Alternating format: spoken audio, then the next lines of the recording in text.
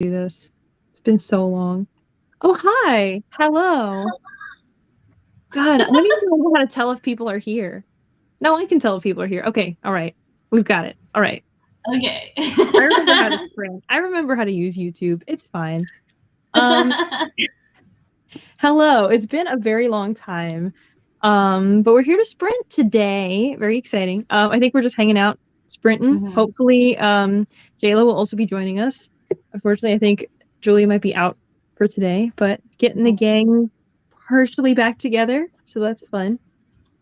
We have a comment. Hello. Wow, this is so Hello. exciting. This is so exciting when you're not on YouTube like as often and you see anyone say anything and you're like, ah, a person's here. No, I Whoa. feel this. It's Hello. like now that I don't do like regular sprints on my channel, like I feel like sometimes I'm like, oh my god, someone showed up because I like don't schedule them anymore. Like I just literally just go live now. It's always the impromptu ones now. Yeah, Yeah. exactly. It's like whenever I'm in the mood, I'll just go live. So then I'm like, oh, Exactly. someone's actually here. So exciting. How wonderful. Mhm. Well, Tammy, what are you going to be reading tonight? I don't know yet. Listen, I finished Xenoblade Chronicles 3 last night, and I swear to God, I feel like the last 24 hours of my life have not been the same. Like my brain chemistry has been permanently altered by this game. Okay. I'm literally not okay. I've been listening to the soundtrack all day, and I've been sitting at my desk, and then like tears will just start falling. Oh. But anyway, I think I might try to read this, which is the second book in the Cruel God series. We're just gonna see you with this, like, you'll be muted and just tears. I'll just be crying because I'll just be remembering that. I'm gonna cry already. Wait, what is Xenoblade about? Isn't it like a fighting game? It's like a JRPG. Listen, Okay. I played it on easy, so I basically auto battle through the whole fucking game. But I'm here for the story and the story only. But it's like a sci-fi world. I haven't actually played the first two, so I did have to look up the ending of Xenoblade Chronicles 3 because I think part of it doesn't make sense if you haven't played the first two games. Because I was like, I don't understand this. Okay. And then you look up the first two because it references the first two. And then you're like, oh, okay, yeah, this makes sense now. But it's like this like world. I think in the first one, it's like it's revealed that you live on this world that's like on top of these two beasts that are like called Titans, and they used to be gods, and they're just so giant. And then I can't remember what the event was, but anyway, whatever. So they froze in time, and then rocks and like terraform started like growing on these beasts, and people started like living on them. And so that's like the setting of the world. I really like that. That's really fun. Mm-hmm. So you're just, I can picture it's it. just like a stunning game. It's just so good, and the story is like, it's just so, it's emotional damage at its finest. Okay. Where are the parts where you cry? It's like plot driven reasons to cry, or like it's so beautiful. No, like the plot points with like the characters and stuff. I do love a good plot that brings on the tears. It's been a long time. It really, I was sitting there and I was just like, it's a good time to like just live alone and sob all day. You don't have to just like sobbed at the ending, and then I went back and rewatched what I consider like the best scene, and like there's so much foreshadowing in it that you don't realize the first time around, and then I cried all over again. Oh no. Anyway. Wait. Is this on Switch? This is on the Switch. All right, maybe I'll go get it. Not now, but later. I'll make a little note of it in my phone so I don't forget. Xenoblade Chronicles, you will cry. Mm-hmm. I've only played the third one. I have not played 1 and 2. Okay. Mm-hmm. Good to know. Has it usurped Fire Emblem Three Houses as my favorite game? Has no, it? Let's not be. Wait, did you cry playing Fire Emblem? Like, no. But also like Fire Emblem, like I'm just so attached to the characters, you know. I'm trying to do my second playthrough right now, and I had to kill one of my like old characters, and I was like, I nearly cried because I had to do that. Wait, why did you have to kill them? Because it's like 3 houses, right? So like you play one route, and then if you want to replay, you you switch play to the other route. Yeah, and then you have to kill the people you just played as. Exactly. Whoa! And so I had to kill one of my babies, and then he was like, and then his like ending sentence was like, "I can't go on anymore," and I was like, "No." That's emotional damage. That is really emotional damage. It really is. Oh God! It's not usurped that, but it's like the story. It's like it's so good. And now I'm like, it's so funny that like I just read fanfic. Exactly. It's so funny that you're like, emotional damage, it's so good. I love the Poppy War. And I'm like, it all just makes sense. Like all of this together. It's the genre. It's what we're looking for. Exactly. Wait, what was the book that you were looking at to read? Oh, I am reading The Children of Chaos. Let's go. By Trudy Skies. What are you reading? Ooh. Oh wait, I found my I am trying to finish tonight, hopefully, because I really have to do that. Before the Devil Breaks You, the third Diviner's book. Yeah. In the series. Is this the one that everyone hates? Yeah, because no, everybody hates the last one, which is the fourth King of Crows, which I also have to hurry up and read before Sunday, which apparently it's even longer than this book. And this book is 21 hours. 21 and a half hours, and I think the other one is like 22 or 23 hours. So listen, I believe in you. I don't know. I believe in you. You gotta stop doing that. We'll both be disappointed. It's so sad. There's just no time. There's just no time. Yeah. Also, hello. Hi, Steph. Hello, Sammy. Look at this. All these friends. I know. Look at there's people. Oh my God. Hi, Rue. It's been like a billion years for me. Hello. The last one is BS. This is what I keep hearing. Where I'm like, I hope, like, I really want to go to the library tomorrow morning and get the physical books. Because, like, I really like the audiobook narrator, but I just feel like I gotta go. I was just going to say, are you going to... Do you not like the audiobook? No, I haven't read them. I was just going to say, are you going to be, like, listening to book 3 and then reading at the same time?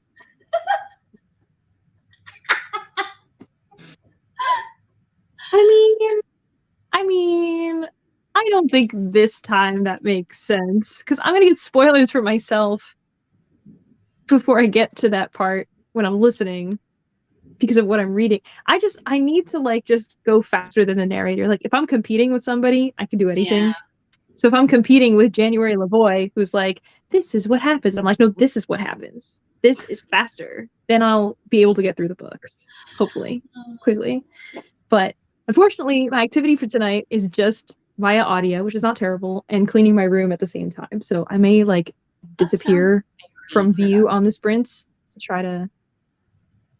I need to be, because honestly, I went a little hard on Black Friday. I already went yesterday. I had this whole saga that I told you about, but the whole thing with my car and having to pay for it hurt so bad that I had to go to Ulta and return stuff from Black Friday just so I felt better about the price of things, but also because I was also like, I'm not going to use this. It wasn't because I was like, I deserve this, and now I was like, I don't. It was just like, I bought this as gifts for other people without anyone in mind. It doesn't make sense for me to keep this. Let me just return it and get like $150 back. Yeah, that's so fair. That I can afford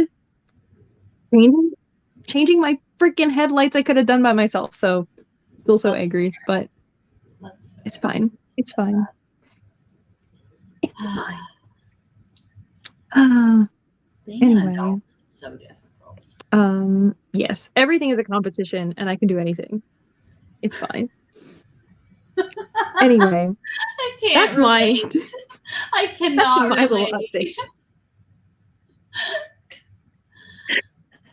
Okay, for you, if someone's like, let's compete, do you just like lose interest? I don't care. Where you're like, no thanks? I am probably the least competitive person you'll ever meet. Like I don't. It's why for like I don't like playing games with other people. Like I for the longest time, because growing up, the only games that like I was exposed to were like multiplayer games. So for the longest time, I was like, I don't like games. I don't like video games. This is not a thing that I enjoy. And then when I got a Switch, I started playing like single player games, and I was like, I love this. This is amazing. But as soon as you make it multiplayer, and as soon as I have to play with other people, I'm like, I'm out. Bye. This is my game. This is the spotlight. It's right here on me. I don't want to share. I don't want to compete. Yeah, I see how it is. For me, it's just like it's the motivation for me, because if somebody else make you feel a little something. I feel a little something where I'm like, oh, you want to fight? You want to go? You want to take this outside? I'll clean faster. Like, I don't know. I feel like, I think honestly, like, it's almost like an ADHD thing that I've read about, which is like body doubling and like competition being like such a big thing. And I was like, I don't think I have ADHD. And then I read about those and I was like, oh, perhaps. Interesting. It's really, really familiar. Oops. But see, okay. Can't relate. I agree. I can't. And like in school, we're both Leos. Used to, like, explain. Oh, true. I'm an Aries, so like in theory, I feel like I should. You should, but I really don't. Like I just like even in school when people would like compete for grades and stuff, I'd just be like, I'm just here doing my own thing and trying not to get hit by my parents for bringing home less than 95. Okay. I mean, that's enough to worry about. I feel okay. To be fair, when I say like I like to compete, it's not like I need to be better than somebody at something I'm not good at. It's like if it's something that I'm fine at, and I don't have to try that hard to like learn a new skill or like get a better grade, then I'm happy to compete. But if it's like you need to put in so much extra effort just to get like a 99 when someone else got a 98, I'm like, no, the 97 is fine. Like, yeah, that's fine. I don't understand it. And like they're like I went to like nerd school, okay? Like I went to prep school, so it was like nerds galore, okay? And like everyone was so fucking competitive, and I'm just like, is this truly necessary? Like I also went to a super like I don't I also went to a super competitive high school that was like literally only 23 people in the whole graduating class.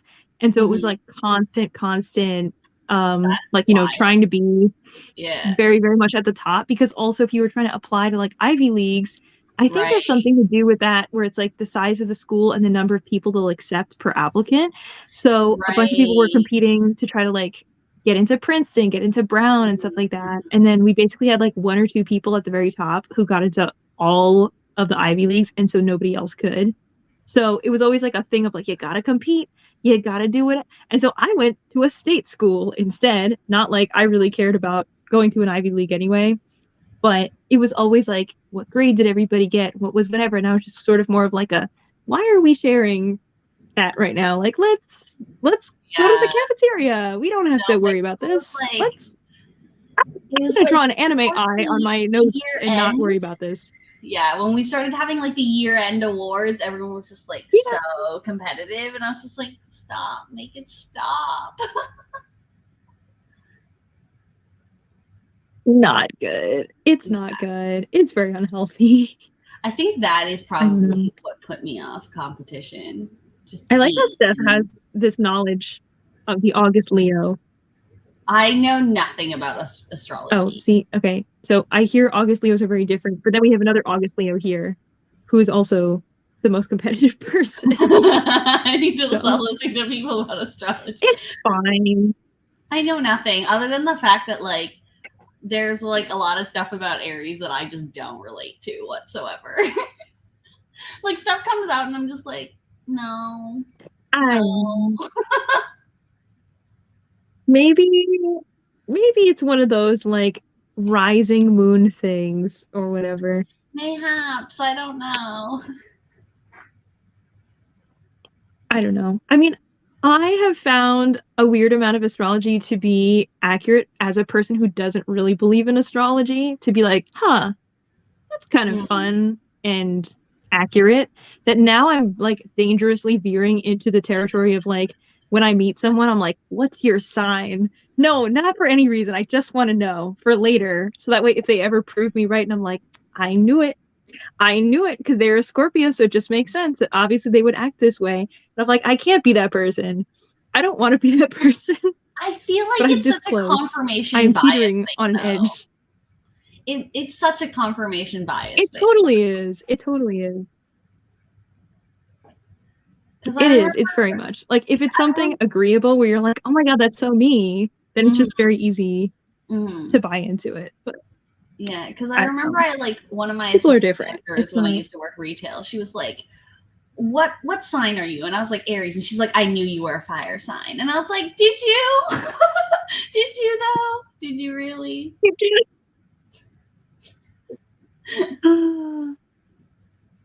I don't know. I don't relate to my wait, Sammy, what's your sign? Just wondering. What's your sign? This is always like part of the lives that I've missed where everyone just is like dropping their zodiac sign. Letting the people know. Hello. Oh my gosh, look, the gang's all back together. Well, maybe we should jump into a sprint while we have a bit of a crisis. Yeah. Oh, yeah. That's how we do sprints. What's everyone else doing first? Then we'll do a sprint. Listen, what's the end of the year? Oh yeah, I forget that like people do the whole goals thing. I also don't really do that. My goals have kind of fallen off at this point. It's time for the new year. That's when we'll start caring about this stuff again. Yeah, exactly. This is exactly it. Where it's like, it's fun. It's just fun. It's just a fun time. Oh wait, here we go. Finals week for me, so I'm studying econ. Super fun. Oof. Best of luck, Rue. I am a Gemini. I was born in June 14th. I was supposed to be born in July. And I do relate to most of the time to Cancer, so who knows? Interesting. I was born in June, but I was supposed to be born in July. That's so interesting. I think that's a Gemini. Yeah, I'm pretty sure that's a Gemini. Fascinating. Okay. Finishing Fool's Fate. Okay. I've seen somebody, I assume Steph and also some other people talking about this in Steph's new Discord. What is this? I do not know. Fool's Fate. 20 man. Is that this? Oh, Robin Hobb. Of course. Let me see. I want to be on the Robin Hobb hype train. What is this?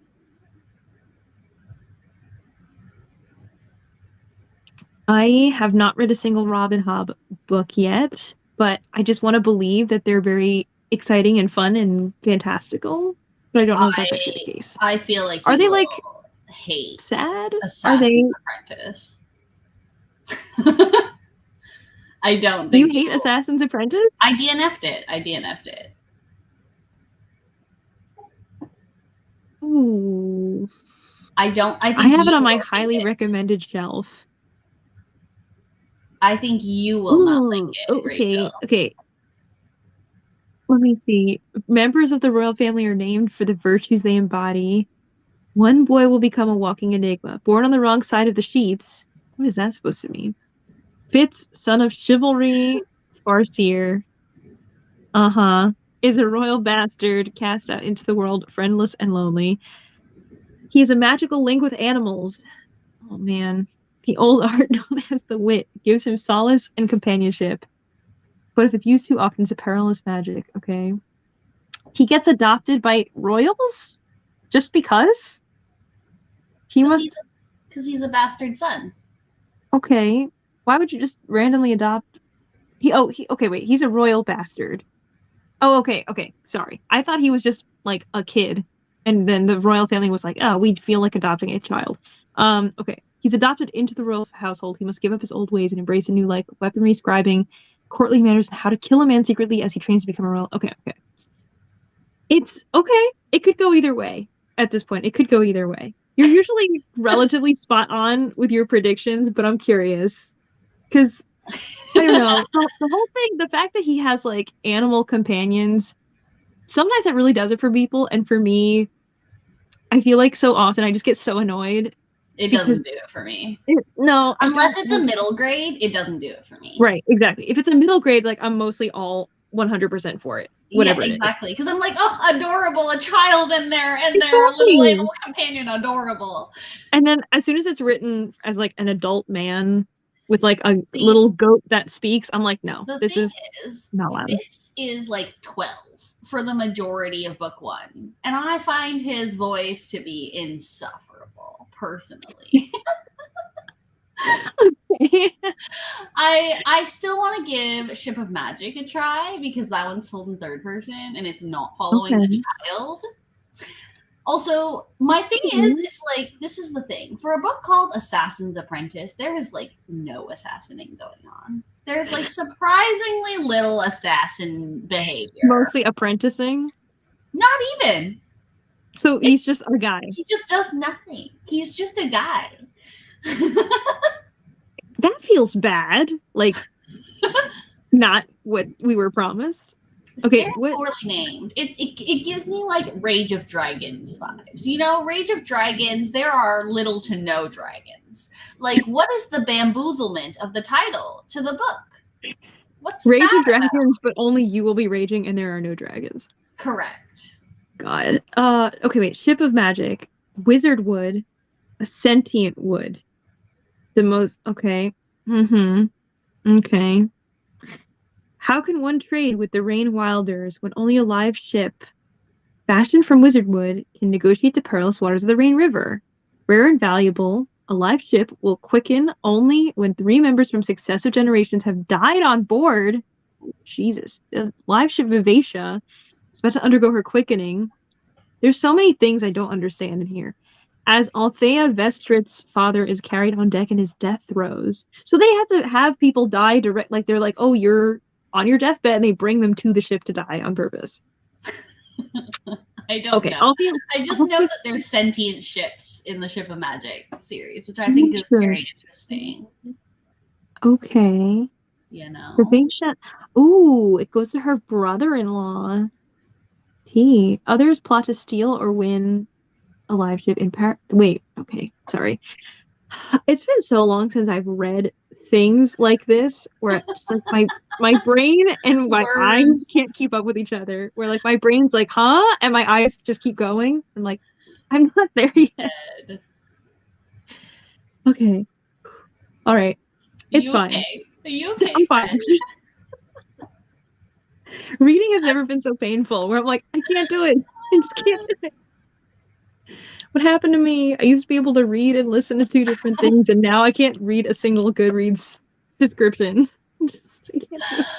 Oh, I'm dead. Good Lord. Sad and devastating. Okay. Like Xenoblade Chronicles 3, or like... Nothing will ever be Xenoblade Chronicles 3, I'm so sorry to say. I'm reading Beach Read. It's shocking to me. I'm loving it. Like, favorite romance ever, loving it. Ooh. Interesting. Well, good for you. I'm very happy for you. I did rate this highly. I gave it like a 4 something. Oh, did you? Because I know you hated... Oh, obviously. I hated People We Meet on Vacation. But like, I actually... lukewarm. I think I gave it like 3 stars. I was like, it's fine. It's passable. It wasn't... Like, I didn't read People We Meet on Vacation. It was like, I need to read every single thing I've ever... Like, Emily Henry has ever written. Like, I was just like, this is fine. This is fine. Yeah. See, I read Beach Read first. Hated it. Okay, I read Beach Read first, and I was like, wow, this is good, and I liked it because of the whole, like, basically, we're 2 different writers who write different genres. Let's swap genres, and then let's take each other on, like, writing excursions, where I was like, oh, that's cute, like, that's fun. The one thing I didn't like about it, generally, was that the guy's name was like Augustus, and it was for short Gus, and I was working with like a 50-something-year-old guy named Gus at the time. And so then there's like the sex scene where they are like making out on a bookshelf, and I was like, oh, I can't know. Whenever I hear the name Gus, I just think of Gus from Cinderella. I was gonna say the little rat. I can't think of anything else. And I'm like, I'm sure there are plenty of people out there named August, Augustus, whatever, that are like perfectly fine. But if I hear Gus, like there will never be a sexy context for me where I'm like, oh, Gus, where I'll be like, it's the rat. Like it's the rat or it's that guy. Like that's sorry, just not my thing. But obviously, yes, People We Meet, I did not enjoy. And then I did read Book Lovers, which was her recent book, which I liked. I gave it like a good like 3.5 or something. Okay. That's promising.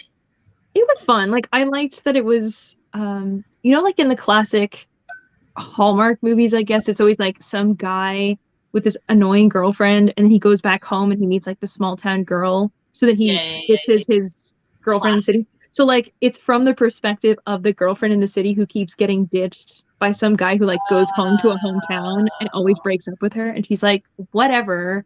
That's kind of fun. I guess this is my life.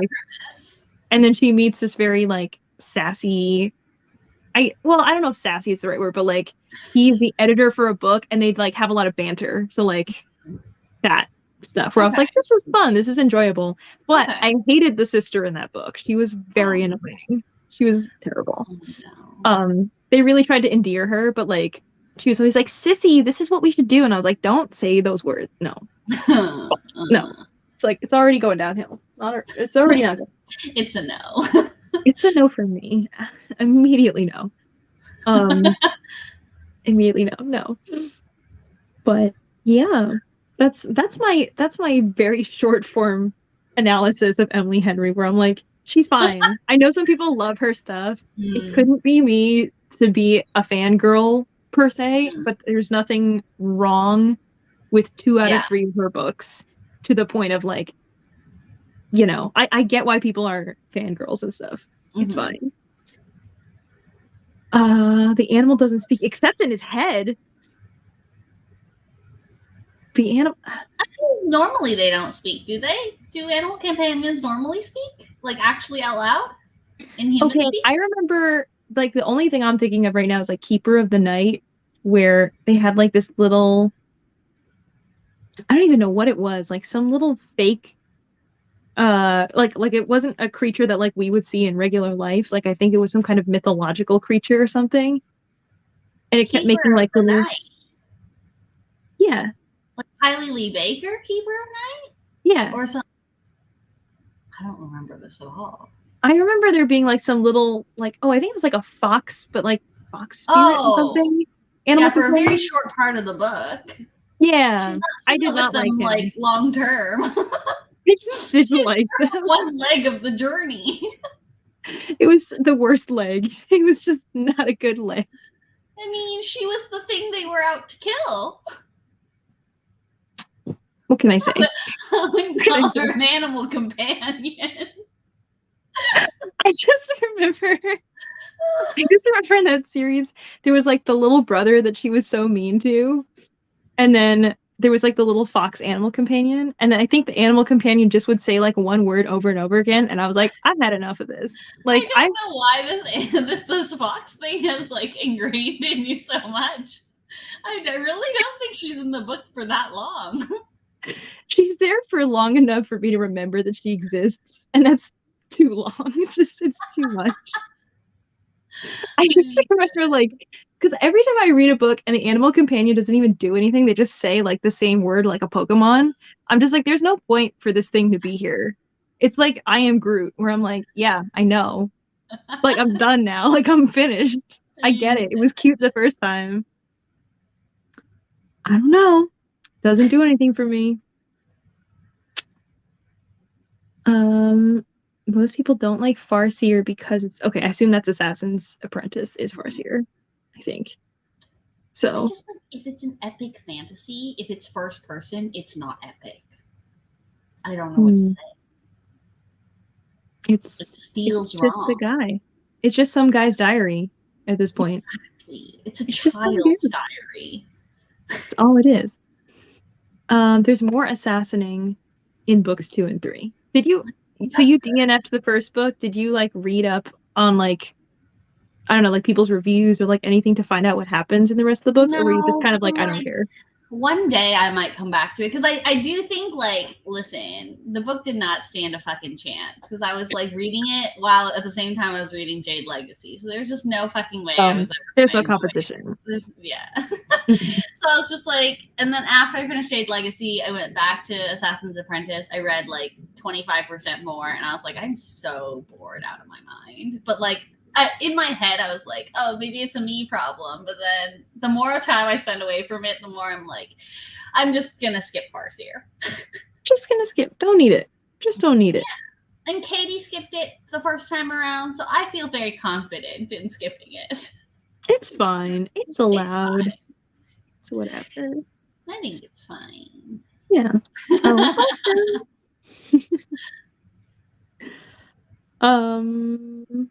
Okay, I'll get Xenoblade when it isn't $60. Fair. Listen, I bought it full price. It's like, including tax, it's like $90 Canadian, which is wild. That's the most I've ever paid for it because I never buy games full price, especially like first party titles. I never buy them full price. Like I wait for them to go on sale or I wait to buy them secondhand. Yeah. This one, I don't know what it is, but like when it came out, I was like, I need this game. The fact you haven't played the first two, but you were just like, something about them. Something about it. I was like, something about this game is calling my name. And so I splurged.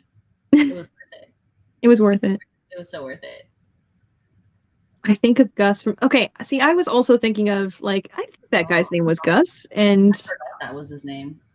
Not great either. Why did they kiss in the Anne Frank house, and then why did people clap? Why? Just doesn't make sense. Okay, thank you. Yes. The sister is very annoying. It's just... Oh, no. She's so...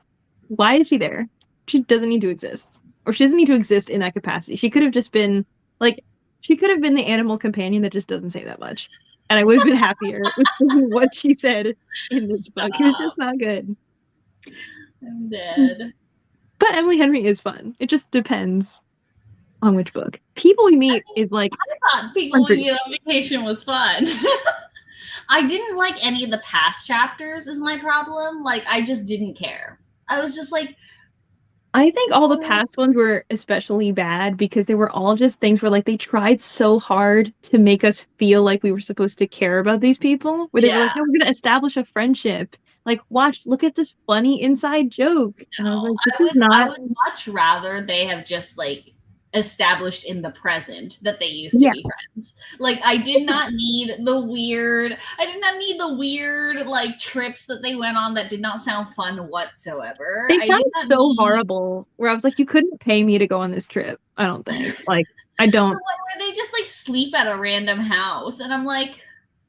And they were like, see, it'll be like old times. I'm like, maybe you were in like your first year of college and you were like, listen, whatever we can get just so we can travel is fun. But aren't you guys like 33, 35 or something? And like, it's like the difference between like hooking up in a car when you're like 18 versus 35. Like, do you really want to do that? Because that's the vibe that you're giving right now. Like, it's like, not... Have we not moved on from this stage in our lives? That's why it was so bad, because... Like, and also all this, like, they tried so hard to make them like, look, what a funny joke. And the whole thing was like, some person at a stand was like, don't you think this speaks to you? And then afterwards, every single thing they touched was like, this speaks to me. This speaks to me. This speaks to me. And I was like, you do get that there's more than one joke in the world, right? Because you can't do this for 14 years. Like, I'm so tired. Listen, I thought it was fun when I read it.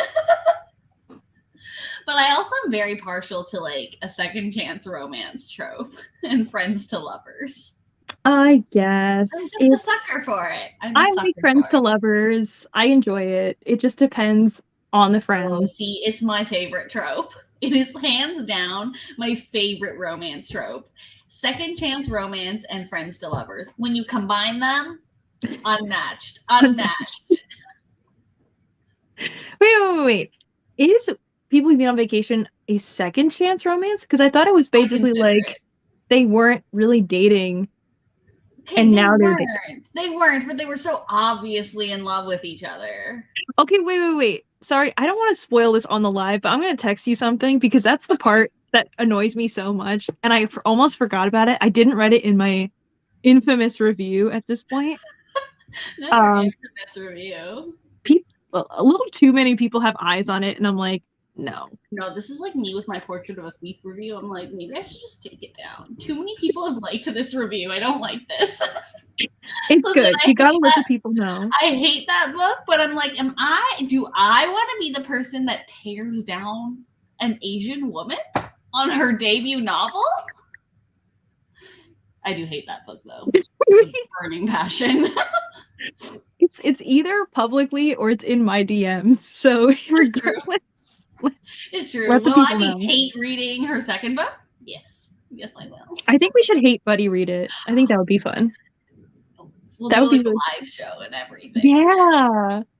Ooh, that would be super fun. That would be fun. We should do that. It's not coming up for a while. Yeah, I think it's not for at least like some point next year, right? I think it's 2024.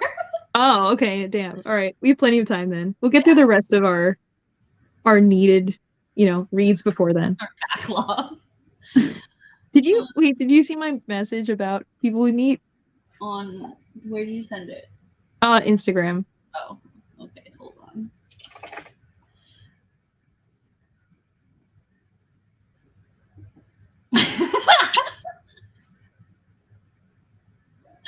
Who does that for anybody? I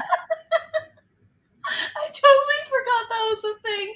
To be quite honest with you, sometimes I read books, and if I don't agree with a thing, or if I don't like a thing, I just erase it from my memory. Black it out. You just wipe it. In order to enjoy the book more, I just forget about it. That's what I do. I highly recommend it. What about the goddamn piss bed? Because everybody acts like that didn't happen, but there was a piss bed. What was the piss bed? You don't remember the piss bed?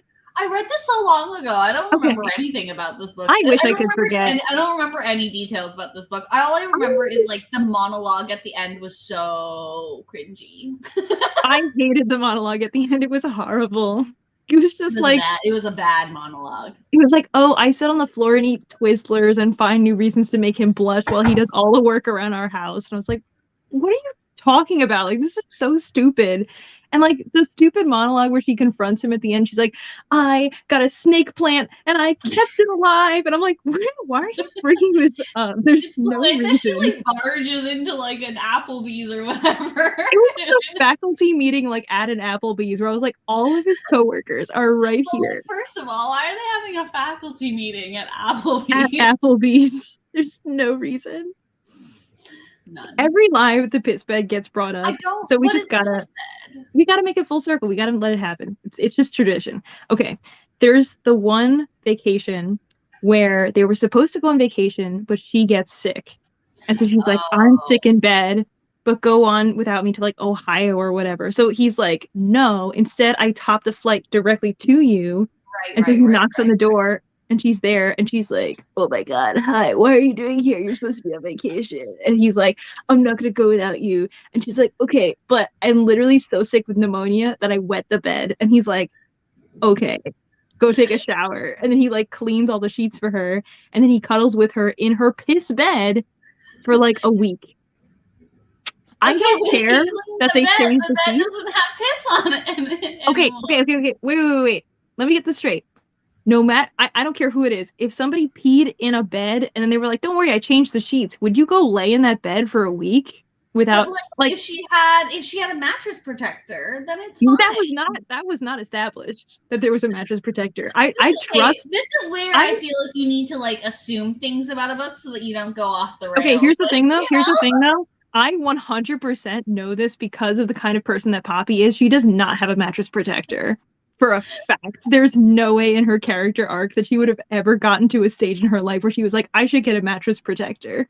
But also, I feel like if you just like flip the mattress around, it's fine. He didn't do that. He was just like, you don't know that he didn't. You don't know that he didn't. Okay, so he takes the sheets. I don't know why she's peeing in her bed because it has nothing to do with that kind of illness. So, and then later on in the book, he's like, that whole week, I was so hard while I was cuddling with you in your piss bed. Your piss bed. Make it make sense. It really did not bother me to this. Like, it did not bother me at all, to be quite honest. I thought it was understand. I thought it was a little cute that he came and took care of her while she was sick. It's one of my favorite tropes. I already hated them both at this point. Like, I think if that had been the opening scene, it would have been fine. No, it wouldn't have, because there was still a pee-pee bed. But, like, if it was just to, like, take care of this person trope, like, I like that trope. That's fine. But I don't know why. I don't know why it had to be that way. Like, there were a lot of other ways that you could show somebody was sick without that happening. Because it wasn't even the right type of illness. I don't understand. We are close. I know everything about it. It really did not bother me whatsoever. To the point where I don't even remember it being a thing. I don't know how it's not ingrained in people's minds. Because I don't think it was that big of a deal.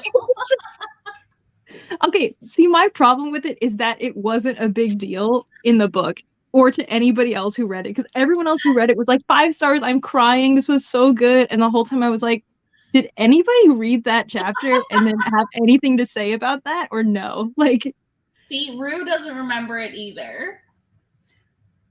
I'm telling you, it was not that significant. Do not try to gaslight me into thinking I made up the scene. It's definitely in there. I know for a fact. Can you imagine if it wasn't in the book? This was just a fever dream from like 2 years ago. Oh god. Imagine if someone read it and was like read it now and was like, Rachel, you remembered incorrectly and you've been talking about it every single line. I talked about it like 4 times a month for like the 90% of the months in any year. No. Dead. Okay, this is why I remember it so well, was because I was talking with Steph while I was reading it, and she's like, no, I'm not going to read it. So I was like, okay, cool, I could just talk about this because I want to talk about it with somebody. And I was like, can you believe that this is what happened? Like, I kind of can't believe it. And I just remember Steph getting close to the camera and being like, in her piss bed? And that's where piss bed came from. Like, it's not me, it's Steph. Okay, so if anything, this is a collaboration. If anything. I have the ebook of this. Let me just do a little. It's real. It's real. It's real. I can't. Nobody else talks about it. I don't understand. This is not another Little Fires Everywhere. I remember this. It definitely happened. Did I not have this ebook? Maybe I don't.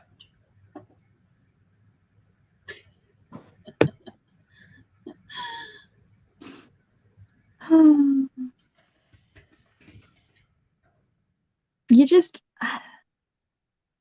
even if that part's fine, there are like 8 other parts that are still so bad in that book.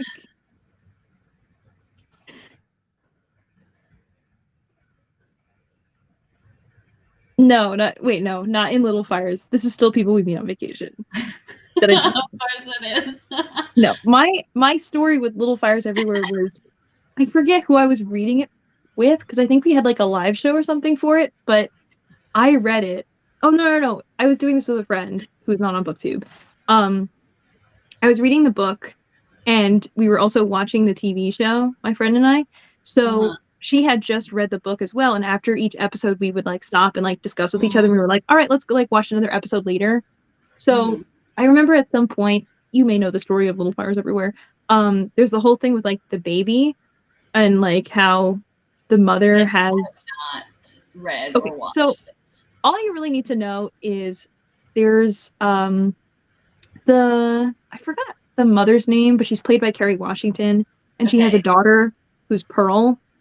And she's very protective of her daughter, and they were like moving around a lot at the very beginning of the book, and you eventually find out there's a reason for it.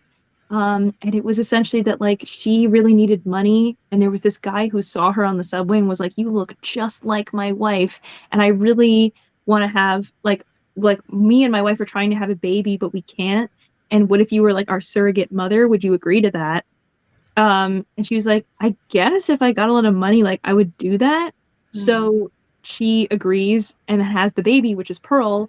And of course, you're supposed to give the baby back to the people who paid for you to be the surrogate mother, but she basically takes her and runs. So I was reading this by audiobook, and I was laying right here with audiobook running, and I was like going to sleep, and it had like the sleep timer on.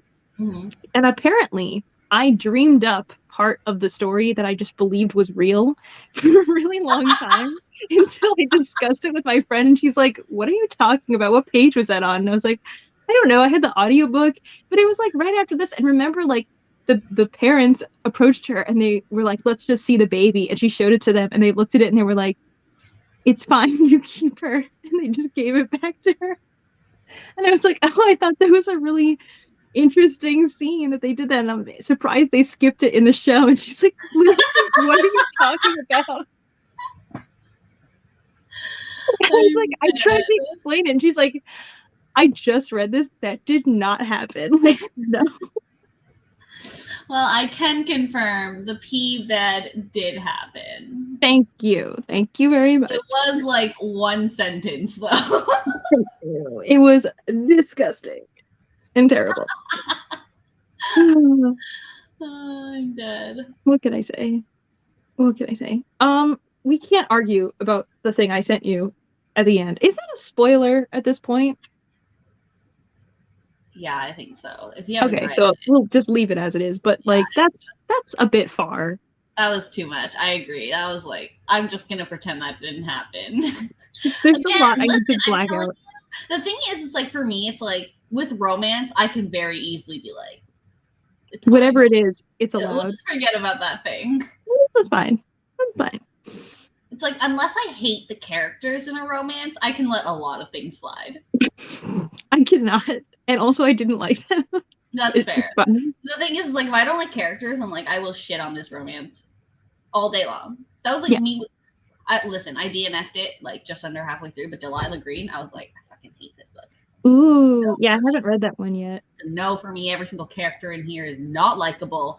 Everyone is awful. Why are we giving this bully a redemption arc? I don't know. I'm not here for it. Ooh, yeah, that is not the second chance that you're looking for. No, no. This is the worst second chance. I'm like, I don't care about bully redemption romances. It's just not what we want. It's not what I wanted. I was like, absolutely fucking not. Accidental fanfic. It was a mistake. I didn't mean it.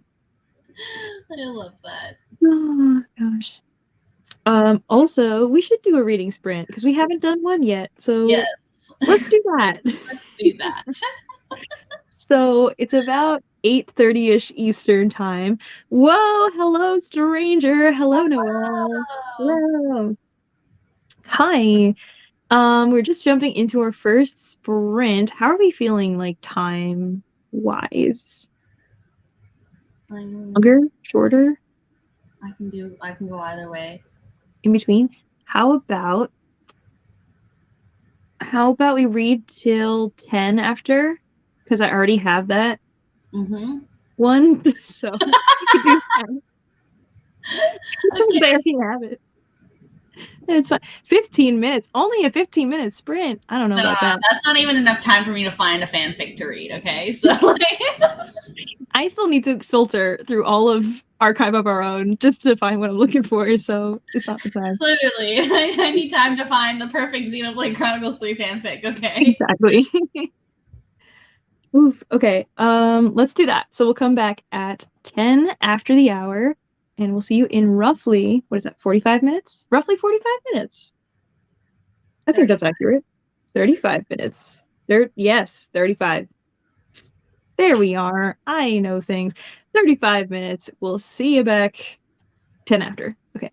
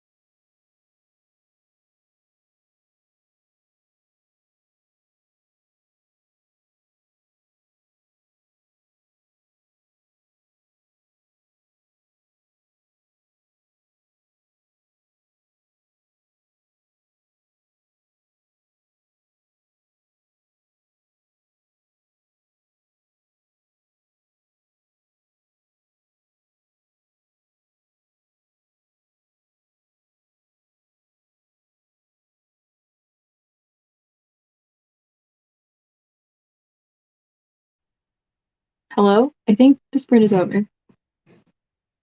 Okay. Hello. How are you?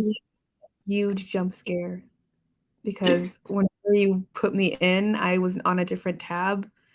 So when I came back to this tab, I jumped really hard because I was not visible anymore. I was surprised because I like leaned into the screen. I was like, oh, and I added you, and then you were just like, no reaction. So I was like, actually, oh, she'll catch up. I was looking at your YouTube, like I was watching the stream, but on YouTube, and I had come out of it. Do you know Trixie and Katya? The drag queens? No, but probably by association. Okay. Anyway, all that to say, was watching a video before that with drag queens, and then I went to yours, and YouTube hadn't like fully loaded the page or something because it said that you had 2,000 comments under your sprints, and I was like, "Holy shit, Rachel! Like, wow, you're popping off." But I was like, "That doesn't make sense." Go way more often. But yeah, so I was like, "Oh wow, 2,000 comments, good for her." And then I realized, no, they're talking about the drag queens, and Rachel's not a drag queen. So I'm confused. Anyways, that was completely unrelated. Hey, everybody. I like that your intro in here is like, hey, everybody. I thought Rachel was more famous than she was, but she's not. Great to see you all. Yeah. Turns out she's actually still a loser, so. Sorry. Changed. The world is exactly as it always was. It's all right. So, I know you just came back from an event, but are you in a reading mindset, or are you in more of a YouTube and other things mindset? In a reading mindset. I was reading The Thick and the Lean before I realized that live. So this is what is that about? I've seen that around before. This is a book that we are publishing, and it is a dystopian about, it's like basically this world where food is very sacred, and the only way to, it's very religious. I would say it's a cult, but I don't want to use the word cult. But this religion, in the sense where they think that the closer you are to God is by like eating food in its most pure form, in a sense. Does that make sense? Okay. So like they're not really allowed to experiment with their cooking and stuff like that. So the main character is basically like, she's like the ratatouille rat, you know, she's Remy. She's like, I want to cook. I want to experience flavor, and I want to put this and that together. But she can't because she's in this society. It sounds so dumb. I promise it's better than I'm making it sound. No, this sounds amazing. I would totally read this if she was like, I'm Remy. This world is Paris. I must revolutionize the cooking industry. Me, a little rat, but anyone can cook. In this one, she is the rat, and she will, I don't know how yet, because I'm only 34 pages in, but she's going to change the world somehow. She's going to change the world. It's her God-given right. I don't know what the issue with this, like, obviously it's dystopian, and like there's a lot of stuff going on with food, which can be triggering and stuff like that. So obviously there are some issues in the society, but as of right now, I don't know if she's like fighting the government, fighting something else. So we'll find out. Yes, that is what I'm. Thanks for very asking. Exciting. I mean, it does sound good. I always do like a good like culty type of like weird cult religion adjacent type of thing scenario. Apparently dystopian is very fun, but I love dystopian, so I will continue. I love dystopians. I think they're so fun. They're so interesting. It's a commentary on society. Maybe it's just YA dystopian that's out. I don't know. Because this is an adult novel. Wait, how long is it? Is it like a regular like 250, 300-ish, or is it pretty long? 370. Oh, okay. Yeah. Not terrible. Not terrible. What are you reading? Amy has appeared with a pizza. Ooh. Hello. Pizza. My pizza arrived and I choked on a fry. Okay. Yeah. Let's drink some water. Yes, I'm alive. Had us worried there for a sec. Hopefully you're okay. I am reading Before the Devil Breaks You, which I'm very close to the, well, I wouldn't say super close, but let me see exactly where I am in my audiobook. I have 5.5 hours left of this book. And then I still need to read The King of Crows, and our live show is on Sunday. And I have a baby shower to go to tomorrow. Wait, what? The King of Crows live show? It's both Before the Devil Breaks You and The King of Crows that we're discussing. Why are you doing them together? I think we were just like, we're done with stretching this out forever. Are you over the series? It's not that we're over it. Like, I'm still definitely enjoying it, but I just feel like as far as like the scheduling of shows, it's been really erratic for the last few months, not just with this series, but the one before where we did Greenbone Saga, and before that we did the Poppy War. So it's just been thick books one after the other, and each time we're always like, let's push a little bit, like let's a little bit later. And now we're at a point where we're like, well, December was supposed to be like our month off for Fantasy Series Book Club, and here we are reading 2 books. So let's just wrap it, start the new year fresh with a new series, which, by the way, we had to open the poll for to get people to vote and say what people want to read for the new year. But yeah, I guess we're trying that. I have no, like, I really do not believe I'm going to be done. This is going to be like classic Rachel fashion. I'm starting and ending the year the same way, where it's like, I didn't finish the book, but I'm here at the show. I feel like I've never been on a live show with you where we talk about like an actual book and you've actually finished the book. It doesn't happen. It doesn't happen. I was pretty good this year for like all of the, okay, wait. In January, I did do, you know, oh my God, Jade City. I was like, what's the first one? Jade City. I did in January. And then when we picked it for Fantasy Series, because that was a separate thing, I was like, cool, I know Jade City. Great. And then like all of the Poppy War books, no, that's not true. Burning God and Onward, I was really good. Like I read everything before the show. This is like that last little tip of the iceberg situation where I'm like, I may not make it this time, you guys. And like, here I am playing the world's smallest violin. Sorry. Like everyone else will be able to discuss, but I don't know. I'm just in that situation. Yeah, you could just tell me what happens. Because I'm like, I don't have access to it by audio, which is usually my preferred way. So I was just telling Tammy, like, I need to run to the library in the morning and try to see if they have the physical books. So I can. Okay, well, if you don't have the audio and they don't have the physical, what are you going to do? Then I'll be like, Jayla, what happens in the King? Then we'll have like a Singing in the Rain situation where Jayla will be on the show and I'll just keep my mouth open and Jayla can just speak. That would be extremely hard with StreamYard lag, but I would love to see it play out. That's so true. I'll just be frozen in place and then it'll work out. Just have a picture of you that people think is. You know what? Just do that thing where like you stop your camera, but it's my picture, and it'll just be you talking instead. That's what it'll be. Come to your house, and I'll just. Oh yeah, that works. And I'll be you. I can do a Rachel voice. You can do that. What the fuck was that? Your voice is kind of like higher than mine. Like Wario, like wah, like what was that? It was like the snort as well, like it's like the. I was trying to look. Jesus, what I'm trying to do. You don't sound like that. Don't worry. Oh God, just let me leave BookTube again. This is unbelievable, unbelievable. Anyway, Tammy, what are you reading? She's deflecting. I see. I'm reading The Children of Chaos. I keep forgetting what it's called. Yes, The Cruel God? The Cruel God series, but the book is called The Children of Chaos. Oh. How are you liking it? I'm enjoying it. It's a fun time. It's one of those books that's just like, no thoughts, head empty. I can just read it. But actually, it's kind of convoluted, so I don't know if it's like a general no thoughts had empty kind of book. Yeah, it's really long. It's like 600 and something pages, and the font is like the tiniest font ever. Oh, interesting. Yeah.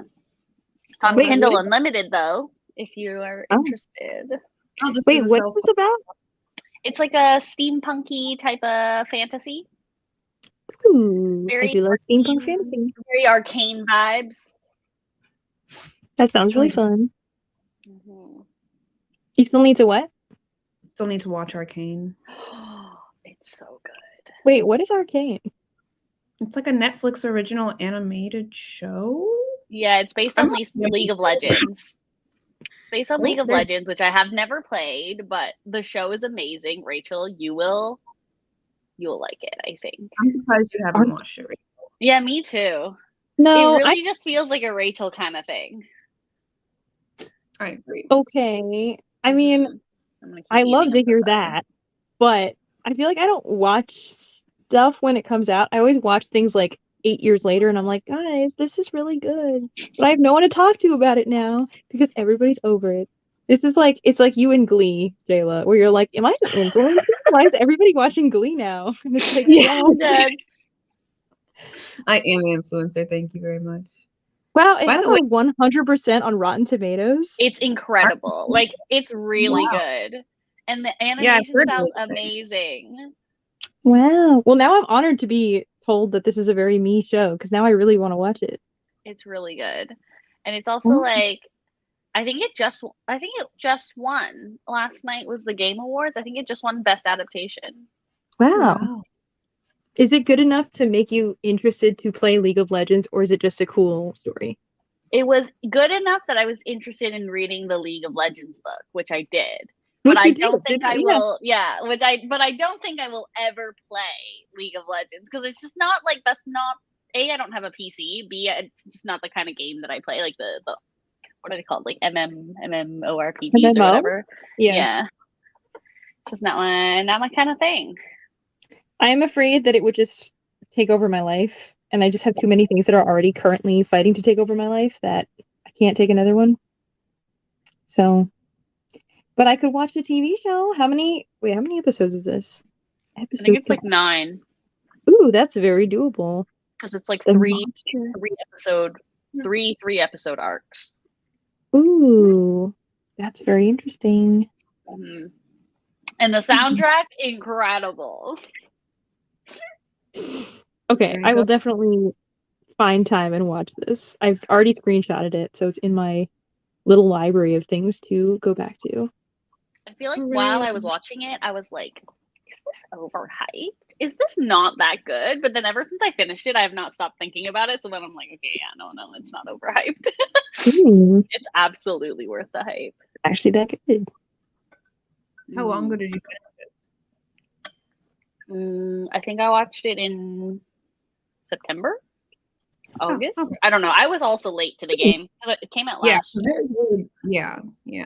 I remember it being super good. Yeah, everyone was like obsessed with it. And I was just like, so much hype. I don't know how I feel about this. Look at me now. That's exactly how I am with things, and then I end up loving them, and I'm like, I don't care about hype. I just think it's good. It's great. And how come nobody wants to talk about this anymore? And I'm like, is it because I waited and acted like a hipster, and now it's too late? Acted like a hipster, but like in reverse. By accident. Just say that was a Jayla thing to do if that's clearly a you thing too. It's very much a me thing. I do it all the time. All right. Also, let's see how people did during their sprint. I'm trying to read Percy Jackson, book 1, but I can't find it. Oh no. I was so pleasantly surprised when I read Percy Jackson for the first time, and I was an adult, and I was like, is this going to be good? And it was great. I really liked it. I really liked it. I didn't know you didn't read it till you were an adult. Yeah, I only read it in like 2020, I think. Oh. I'm pretty sure. I love it. It's so good. I really liked it. Yeah, I was so pleasantly surprised because I was like, this isn't going to hold up. This is old. No, people just have nostalgia factor over this. And then I was like, this is awesome. This is fantastic. I love this world. It's great. I'm trying to make my way through the second series, like the what's it called, Heroes of Olympus series, and it's just not as good. It's just not as good. Which one is the? I have one thing that's like the Dark Prophecy. Dark Prophecy. Oh, maybe is that Magnus Chase? Oh, yeah. That's another series. That's the like Norse. Oh, Norse I didn't know mythology that. one. Yeah. I don't know if I start Cinder or continue Percy Jackson. That's the answer. Percy Jackson. No. Especially if you can't. Hello, I'm decorating my tree. Oh, hello. And cozy. Hello. I am 286 pages in. Nope, I am 256 pages in. It's fine. We've all been there. Yes, I've missed this. The infamous just scaring people by existing thing. It's wonderful. It's wonderful to see. It's funny to see your reaction realizing you were I just like it's like, oh, like nothing too crazy. But I was like really not ready for it. Dang. Hi, I hope you're well. It's been a hot minute. Oh my god, I read 106 pages. Wow. Damn. Good for you. That's amazing. A cult, you say? Yeah. I mean, it is a religious sect. I don't know if it's appropriate to call it. What makes a cult a cult? You would know this, Noelle, but you know. Makes a cult a cult. It's probably when people are like, it's not a cult. Then you know it's a cult. Is that it? Is that all it takes? I'm pretty sure. If you have to say it's not a cult to someone, it's definitely a cult. It's definitely a cult. But I don't know if the dictionary would. So the dictionary's wrong. The dictionary is just full of words. And what are words? Things we make up. So what's really the difference? If you can continue to add words to the dictionary, then I think that it's arbitrary and it holds no value. There's no value in any word. You heard it here first, folks. Words don't matter. This controversial booktube take. Words are not important. Right. All of these readers actually don't care about words at all. Interesting. Doesn't matter. Might as well be chicken scratch. Just keyboard smash the next book that I read and be like, yep, it's my Goodreads goal. I've achieved it. 256, 375 in Percy Jackson. One I have, I'm having the whole thing again where I'm like, how do I read? I have done 2 writing sprints. The second one was in here. 106 pages in half an hour, 139 pages in half an hour. I am a fast reader. Wow. You are a fast reader. You are a super fast reader and writer. You did all that here? That's incredible. We've only been live for like less than 2 hours, so that's incredible. We've only sprinted for like 35 minutes, so really amazing. Yeah. Was that? Yeah, we just been chatting for like an hour. The first. We got Rachel started on the piss bed. Yeah, it had to happen. So. What? Yeah. What? What do you mean what? What are we talking about? Don't make my day. Have me explain it twice in a single live. People we meet on vacation. Oh, the pee bed, of course. I was like, is this a reference to those voice messages? Because like I have an entire audiobook worth of voice messages to listen to because I still haven't listened to the ones from last night either. So same. Like, there's just too many. And they're all 9 seconds long. Wait, does that mean you believed that I have in reality a real piss bed? I don't know what I thought. But yes. Never in my house would I allow such a thing. I will say the first thing that popped into my head was that TikTok sound that I'm loving. It's like the kitty bed one. Which one is that? I walk into the spot. Who's that in the kitty bed? I don't remember the rest. Something. Pat on his little baby head. Boop, boop, boop, boop. You know what I'm talking about? Or do I just look dumb? Okay. Thank you. I don't want to say that I'm out of touch. I'm just saying I don't go on TikTok like that. I don't have TikTok, so I don't even have TikTok either. It's come to Reels, okay? I don't know. I've been trying to like not do as much stuff as you obviously can tell from like not posting as often, but like I've been trying to not do as much like blind scrolling and like social media things that I don't need to be doing necessarily. Mhm. So I've unfortunately fallen off of all of these trends at this point. And now people just say nonsense and I'm like, that must be a TikTok trend. I don't know. It could be anything. I admire that for you. However, I'm going to ruin it by sending you this TikTok. So thank you. No, I do like to be in the loop. I do like to know. See, it's based off of a game. I am on the first. Oh, this is about Arcane. I haven't gotten into it really. Watch it. I've also never played Lord. Wow, I was gonna say Lord of Lorecraft. It's League of Legends. I loved Arcane. Lore of Lorecraft. And look, words don't matter. Anything can be anything. Facts. I just read the first book. Is this about Percy Jackson?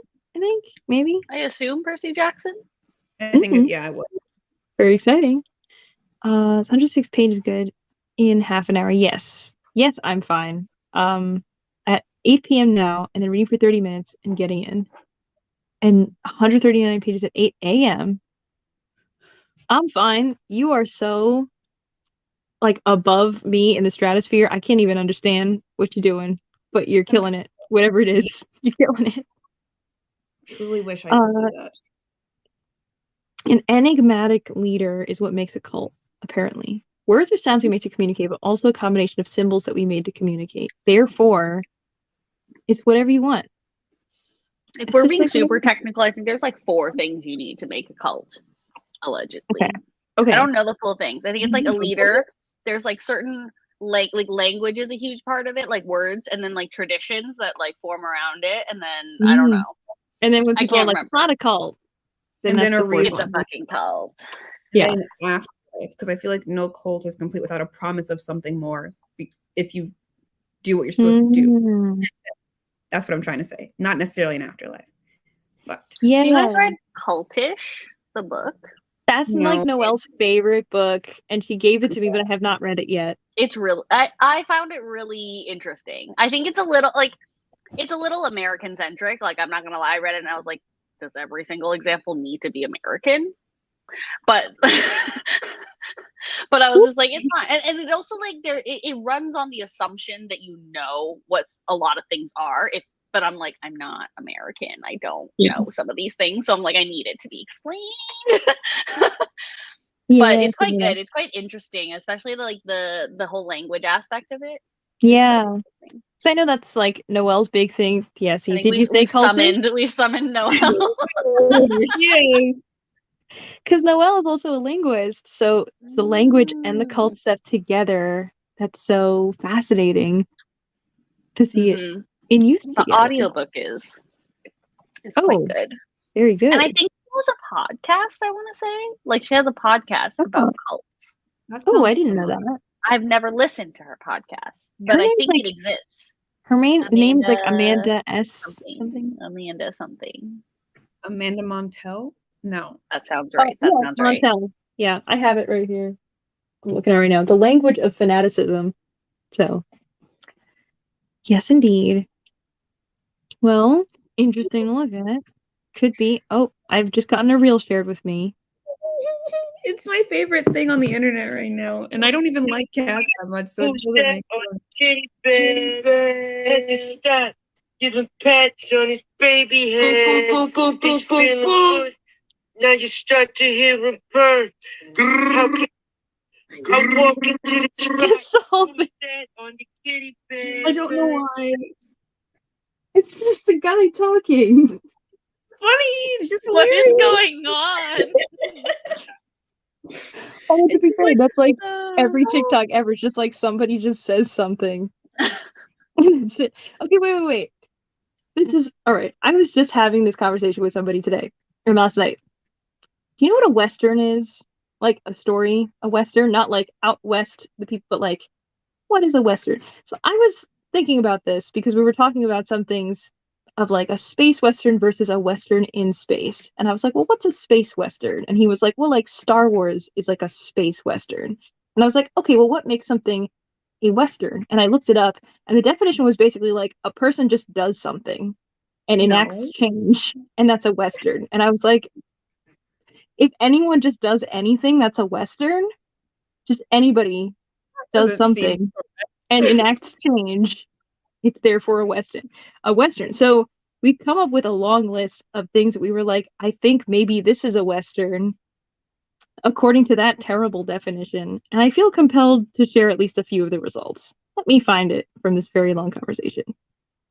Western. Also, we had to discuss spaghetti westerns, which I think is like the same thing but violent, but I was also thinking maybe it's like the same thing and maybe there's spaghetti in it.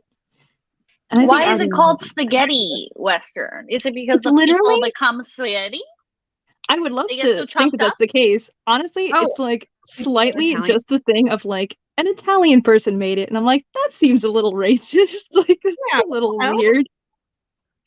Like, if I was like, oh, it was made by a Chinese person, I was like, it's a dumpling western. You'd be like, you can't fucking say that, but like, you can't do that. That's really, really wild. Yeah, it's typically, Western stories revolve around one person, and they're usually told from this person's perspective. We're presented with a plot structure where a single person with the strength of his or her will decides to change or achieve something. Every single fantasy book ever. It's really not true. So anything. So Forrest Gump, The Muppets, The Martian, Ratatouille, Elf. Listen, Ratatouille is Hamlet is a western. I don't know what you're saying. I think Ratatouille is definitely a western. Ratatouille is everything. Literally every book ever, because everything that is a book is this definition. So I don't understand. It's literally the chosen one. That's what they're saying. Shrek, Die Hard, Legally Blonde.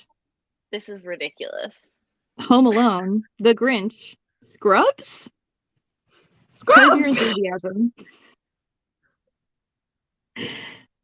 These are not. I disagree. Fast and Furious, Tokyo Drift, I think. The Hunger Games, Cloudy with a Chance of Meatballs, Titanic. That's a spaghetti Wreck-It Ralph. Cloudy with a Chance of Meatballs. Yeah, I'm in spaghetti territory. Iron Chef, Hamlet, Crazy Rich Asians, Eat, Pray, Love, Naruto, and Brother Bear. Brother Bear, I let you. That's a good movie. Anyway, that's weird. So then we were like, well, if anything is a Western, we shouldn't just limit ourselves to this kind of media, because is that Folgers commercial where the brother comes home and it's kind of incestuous? Is that a Western? No, this is a Western. This is a Western. All the things that you're saying are not Westerns. They're just stories. They're just books. Okay, wait. What is a Western? In the West. It has to be set in the West. Or going That's towards not necessarily true. Yes, it is. Star Wars is actually a Western. Not like bullshit Western, but like it's a space Western. They have space cowboys, so you know what? I'll allow that. Yeah. I have never seen Star Wars, but that feels like something that's in Star But like, Wars. see you later, space cowboy is like a thing, and that's from something. So there are definitely space cowboys, for sure. Yeah. But I would argue that like is the moon landing a Western? The setting of like Star Wars is very much modeled after like a Wild Wild West desert kind of vibe. Yeah, okay. So it's still kind of set in the West, you know? In space. It's west of what? See, the question is, it's west of what? It could be west of anything. East. Okay. Which is anywhere. West of the sun. It could be anywhere. But it's modeled after the American West. That's... See, it's so Americanized, once again. Yeah, I would never say the general West. I mean specifically the West side of the U.S. Okay, wait. Like, hold on. I'm trying to catch up on this. Maybe fast food Western. Fast food Western. More like corn syrup Western. That's a better. The Great American. The Great Western. American Western. I don't know if I'm wrong. Western. Like a Western. Well, it's not a uniquely American thing because a lot of Westerns, like shows, were also taking place in Mexico. But I don't know. Everywhere is west of somewhere. That is true. True. That is very true. I like this. Dust is required for a Western. No, tumbleweeds. But yes, also tumbleweeds, the tumbleweeds desert, and dust. Drought. Are there tumbleweeds in space? They can't be hydrated. Flying debris. There's no hydration allowed. If anyone drinks water, it immediately is not a Western anymore. Just totally negates all the rest of the Western qualities to it. Okay, see, this is the traditional definition if you just look up like stories about stuff out west. But I don't think that that's what a Western is. Yes, it literally is. They can't be hydrated. Hold on a second. An empanada Western sounds hilarious, and I love it. I mean, hey, it's a great sound. What is a Western? My phone's just like, stop Googling this. Well, I didn't say Western omelet, but thank you very much. Okay. Why is Star Wars a Western? Okay. It takes strong cues from Westerns. That's nice. It doesn't tell me anything. Is Avatar a space Western? Yeah. Yeah, it is. Yes. I guess. Why? What makes a story a Western? I found this earlier. Let me see. What defines Western literature? How did we get here? I also was wondering this. Like, none of us are reading Westerns. It's just literally a thing that came up. Everyone here is intelligent. I figured it'd be an interesting debate. What is a Western? Okay. Narrative genre. The Western is a genre set in the American frontier and commonly associated with folk tales of the Western United States, particularly the Southwestern United States, as well as Northern Mexico and Western Canada.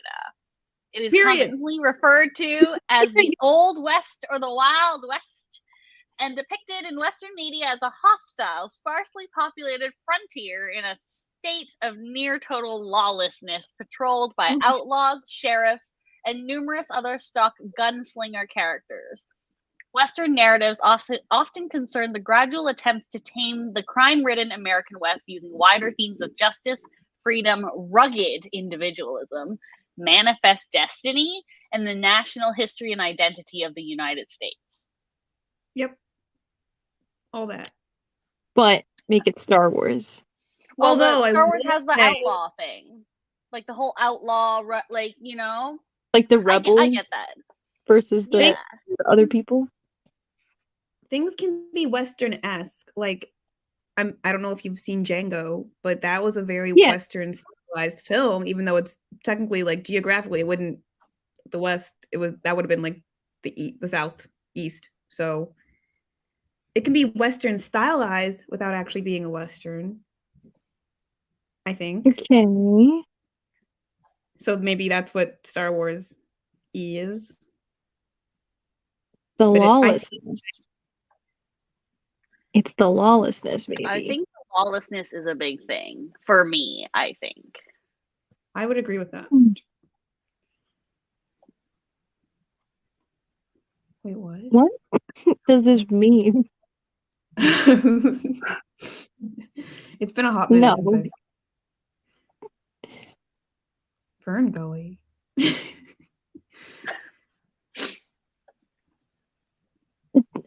I can't wrap my brain around what this would mean without Googling it, so I just feel compelled to say, no, that's not what I think this person meant.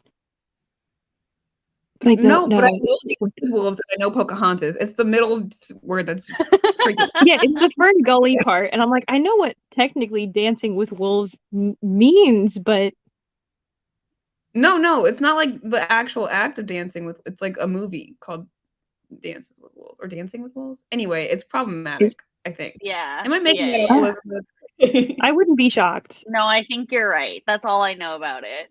Yeah. So basically, I just want to know who Ferngully is. Let me know. Thank you. Let me know. I don't feel like there that John are Smith? British westerns. Sure, it's. There's no deserts in the UK. There's countryside. Do they have any dust over there? No, they drink a lot of tea. nothing That's like that. They drink a lot of tea that's like a liquid, so they can't. No Western for you. They're too hydrated. They're too hydrated. They have ash. They literally stop and drink a liquid like multiple times a day. So I don't think that counts. The Last Samurai. Is this The Last Samurai starring a white man? I'm pretty sure, yes. Feel like it must be. Wasn't it like Tom Cruise or someone? Yeah, it is. It's Tom Cruise. No, was it Tom Cruise? It was Tom Cruise. And I was like, oh yeah, sorry. Tom Cruise would definitely be the Last Samurai. That's for sure. Thank you, Wikipedia. Isn't Westworld set in the Philippines? Does that make it not a Western? Is Westworld set in the Philippines? I don't remember. Maybe the outside world is, but like I think Westworld is a Western because the theme park is very cowboy West themed. Yeah. Cowboy. Like if we're talking later on when they go to like the samurai world, I would not call that a Western. Overall, Westworld is a sci-fi. Like, but that's why it's so fun. It's a combination of sci-fi and cowboys. Granted, my only knowledge of Westworld is season 1, but well, that was a great season. I also think it is one of the greatest seasons of television ever produced. I will very much die on this hill. I also was having this debate with somebody who was like, "Well, Westworld was just fine, and like it was just okay." And I was like, I have heard it goes downhill, but season 1 of Westworld, Jonathan Nolan could do no wrong. It was so good. I mean, episode 7, it doesn't look like anything to me. And I was like, oh, so good. It's so good. I still think about that. It's so good. I watched most of Westworld in like a single night, and I never do that with anything. So I watched it in 2 sittings. Yeah, it's just so great. My God. I don't know. I feel like I didn't get to the part where they say like where Westworld takes place, so that's why I was like, I don't know about this part, but I am a fan of season 1, certainly. Me neither. I just know vaguely that because they teased it in the season finale of season 1 that there is like a samurai world. Well, it makes sense because in the original Westworld movie, there were like different like I think Westworld was like obviously out west, but it was like there was one path to go to there, and then there was like a samurai and then like a Greek and Roman mythology, not mythology, but like you know the Romans like fighting and stuff, gladiators in another section, and then like the people generally were in Westworld, but there was like a segment of the movie where you could see the other worlds and stuff. Right. Yeah. So I was just like, this is so fascinating. This is so cool. This is great. It was like a very welcome adaptation for me. What makes a Western is cowboys. Maybe. Right, but what's a cowboy, right? Because a cowboy is not just someone who rides a cow. Like no, I don't think any cowboys ride a cow. A cowboy is an outlaw. Yeah, why are they? Well, I guess I know why. They wrangle cows, right? Yeah, essentially. Sort of, but the whole idea is that they are outlaws. Like they're not. They're like not necessarily.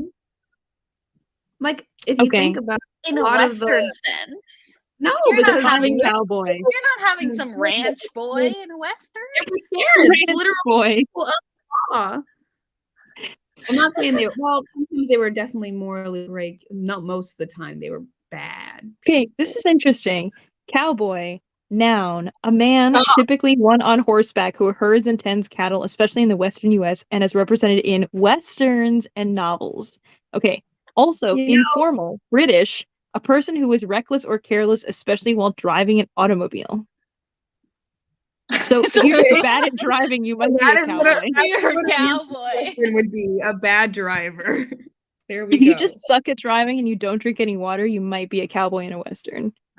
May I just say, for someone who said "fuck the dictionary," you sure are referring to the dictionary of Google. This is not the dictionary. This is the internet, please. It's very different. We're looking up So definitions. Google is a dictionary. I'm going for the opinionated articles here. Okay. Okay. Just want cowboy meaning Urban Dictionary. Now I'm interested. No, don't. That's different. Oh, not Urban Dictionary. You're gonna find something really totally crazy inappropriate for a live stream. We'll see. Let me see. Okay. Not so interesting. Oh, the roughest son of a bitch you know. This man drives the biggest Ram truck and shows up to a gunfight with his fists. He ties barbed wire without gloves and rides world champion bulls for 16 seconds. This man could light a Marlboro Red before it even leaves the pack. Death fears a cowboy and he fears nothing. This is one person. Yeah, I'll upvote that. Stop. I can't. Now we know. Wow. Not putting Jake Gyllenhaal as an example of a cowboy. Oh, thank you. All right, moving on. But also, yes, I want to get into this Fern Gully business. Oh, yes. The movie Avatar is an amalgamation of Pocahontas' Fern Gully and Dances with Wolves in space with blue people who have sex with the same appendage they use to domesticate animals. Is that also in... What appendage do you use to domesticate animals in Dance with Wolves? That's why I want to know. Is that like across all of the films or just Avatar? Because that was a really specific thing to include in the rest of this. In what way do you domesticate an animal with your dick? Ew, and I don't want to think about, Rachel. It's just the natural next question. We have fields, therefore Western allowed. Tom Hanks, The Last Samurai. Tom Cruise, The Last Samurai. Tom Hanks, which would be not ridiculous. Tom Hanks. Not Tom Hanks. But can't he can do anything. Don't limit him. And well, he can't culturally appropriate. Never mind. That's bad. Still, don't limit him on what he can culturally appropriate. That's what he really does. Oh, man. Only real cowboys ride cows.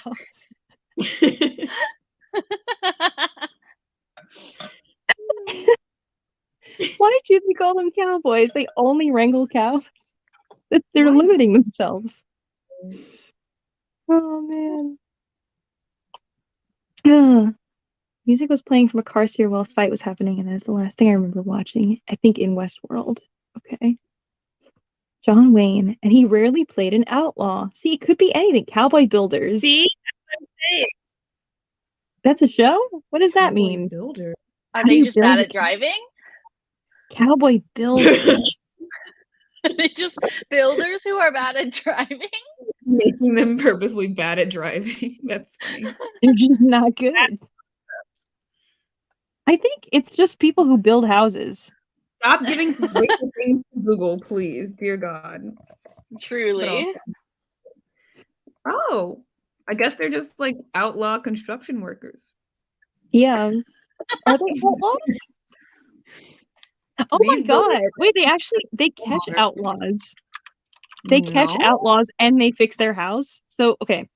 In the wake of workmen who bear the same name, Cowboy Builders follows these people who find unsuspecting homeowners who want renovations and take their money before fleeing town.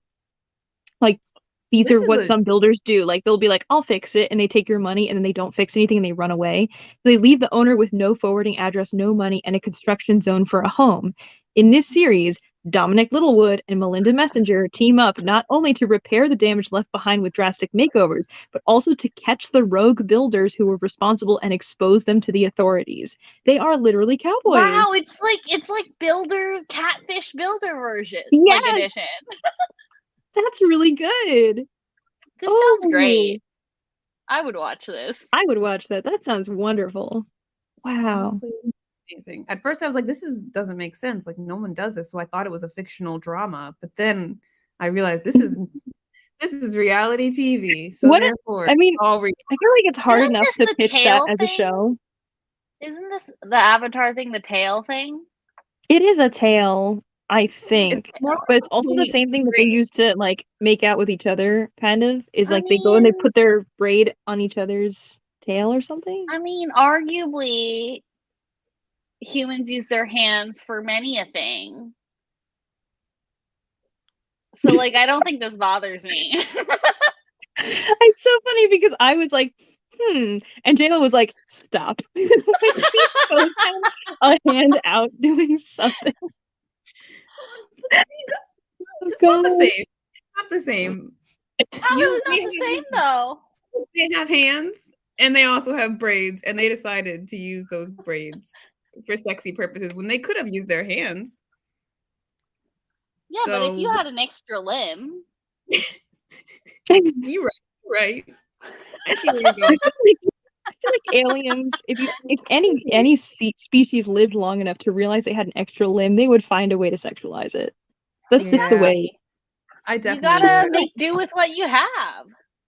No, they had plenty. They didn't need to do this, but they just decided they wanted to. But why would you not maximize your assets? Not your assets. This is fine, but what if I added a tail? Why would you not make your ass bigger? You're right. Totally. Oh my gosh. The theme across all the films is white savior. Ooh. Yep. Very true. That's what makes a Western a Western. The white savior. White savior. Exactly. Then Avatar is definitely a Western for sure. Yep. We should let Cowboys Builders be a Western. I'll allow it. I'll allow it. Somebody does something and enacts change, and also they're outlaws, and I don't think they have time to stop and drink anything, so that's probably fine. We get a version of the show in the US with Adam Carolla. What? What? Wait. I don't know who Adam Carolla is. I do. Is this a famous person? American radio personality, Adam Carolla. His face scares me. Catch a Contractor. That's so funny.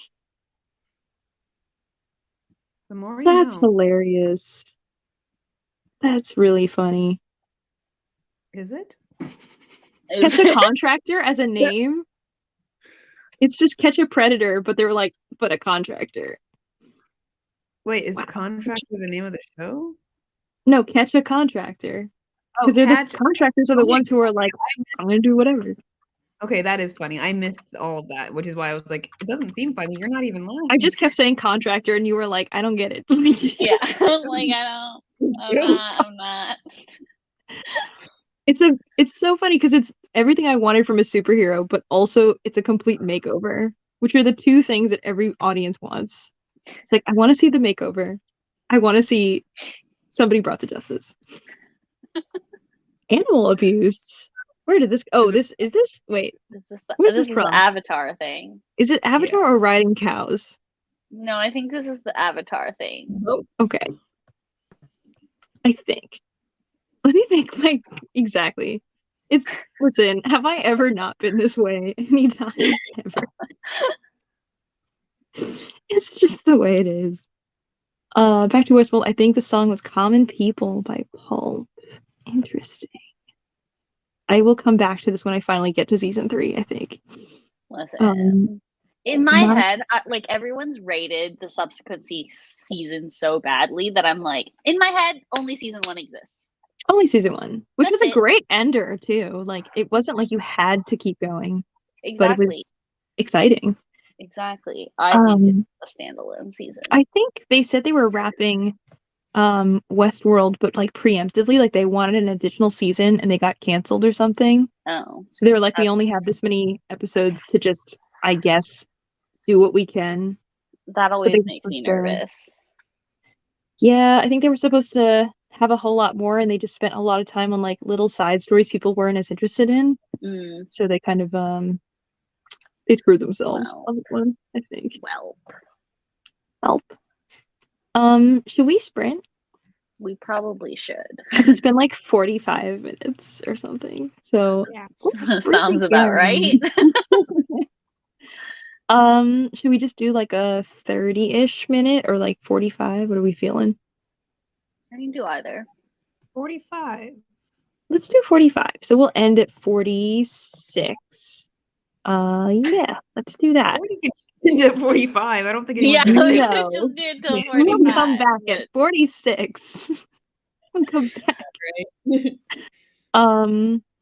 Yes. Okay. Also, yes, I have no idea how long this is going on for. Probably until we pass out and go to sleep. But hopefully we'll be streaming some more, doing more reading sprints and stuff. It's always a fun, chaotic time. So yeah. All right, cool. So we'll see you at 46 after the hour. All right, cool. Bye.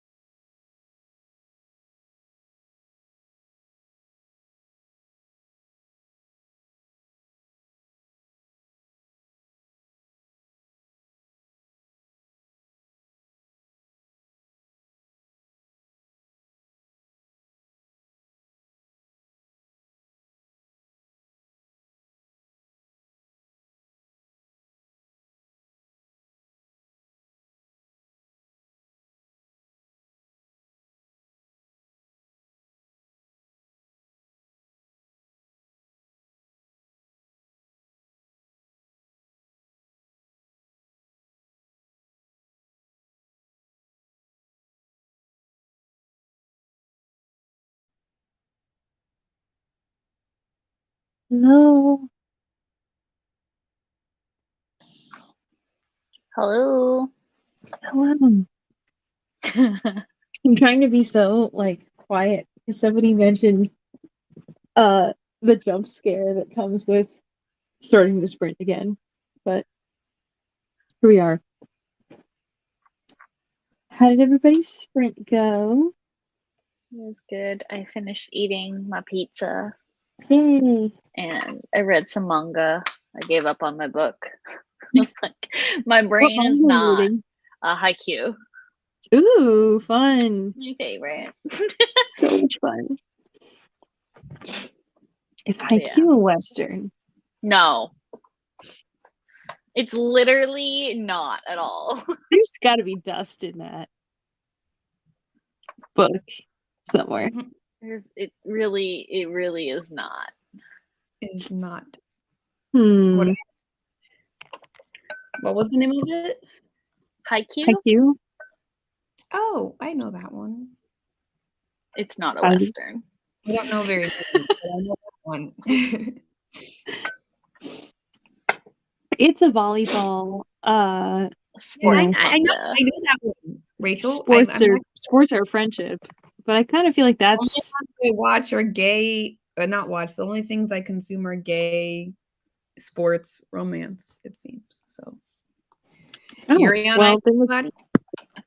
It's perfect for you.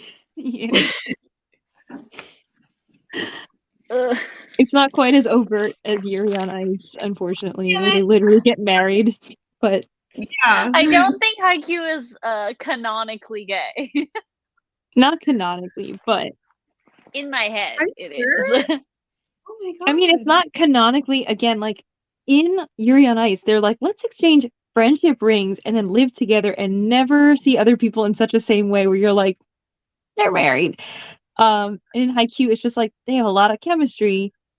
They never kiss. They're besties. They're best friends. What is the point? Okay. It's the tension. It's the yearning. It's the friends to lovers is what it is. But they're not. I actually don't really ship anyone in Haikyuu.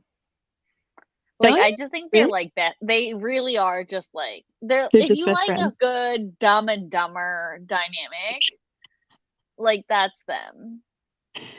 It is a fun series. So it sounds like this is not for me. Got it. Well, I mean, people do ship them. I'm just not one of them. I really like their whole we're the perfect match for each other on the court. If you just say that, like, how are you not? It's not that. No, I'm sure I would love it. It's just then I'd be frustrated because I'd be like, okay, now kiss, and then they won't ever kiss.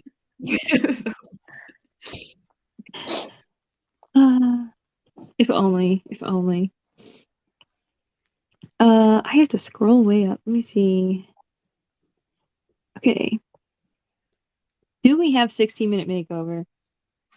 I've never heard of it, so I'm gonna say I've never heard of it. I don't really watch TV, so even if we did have it, I wouldn't know. I don't watch reality TV, I will say, so.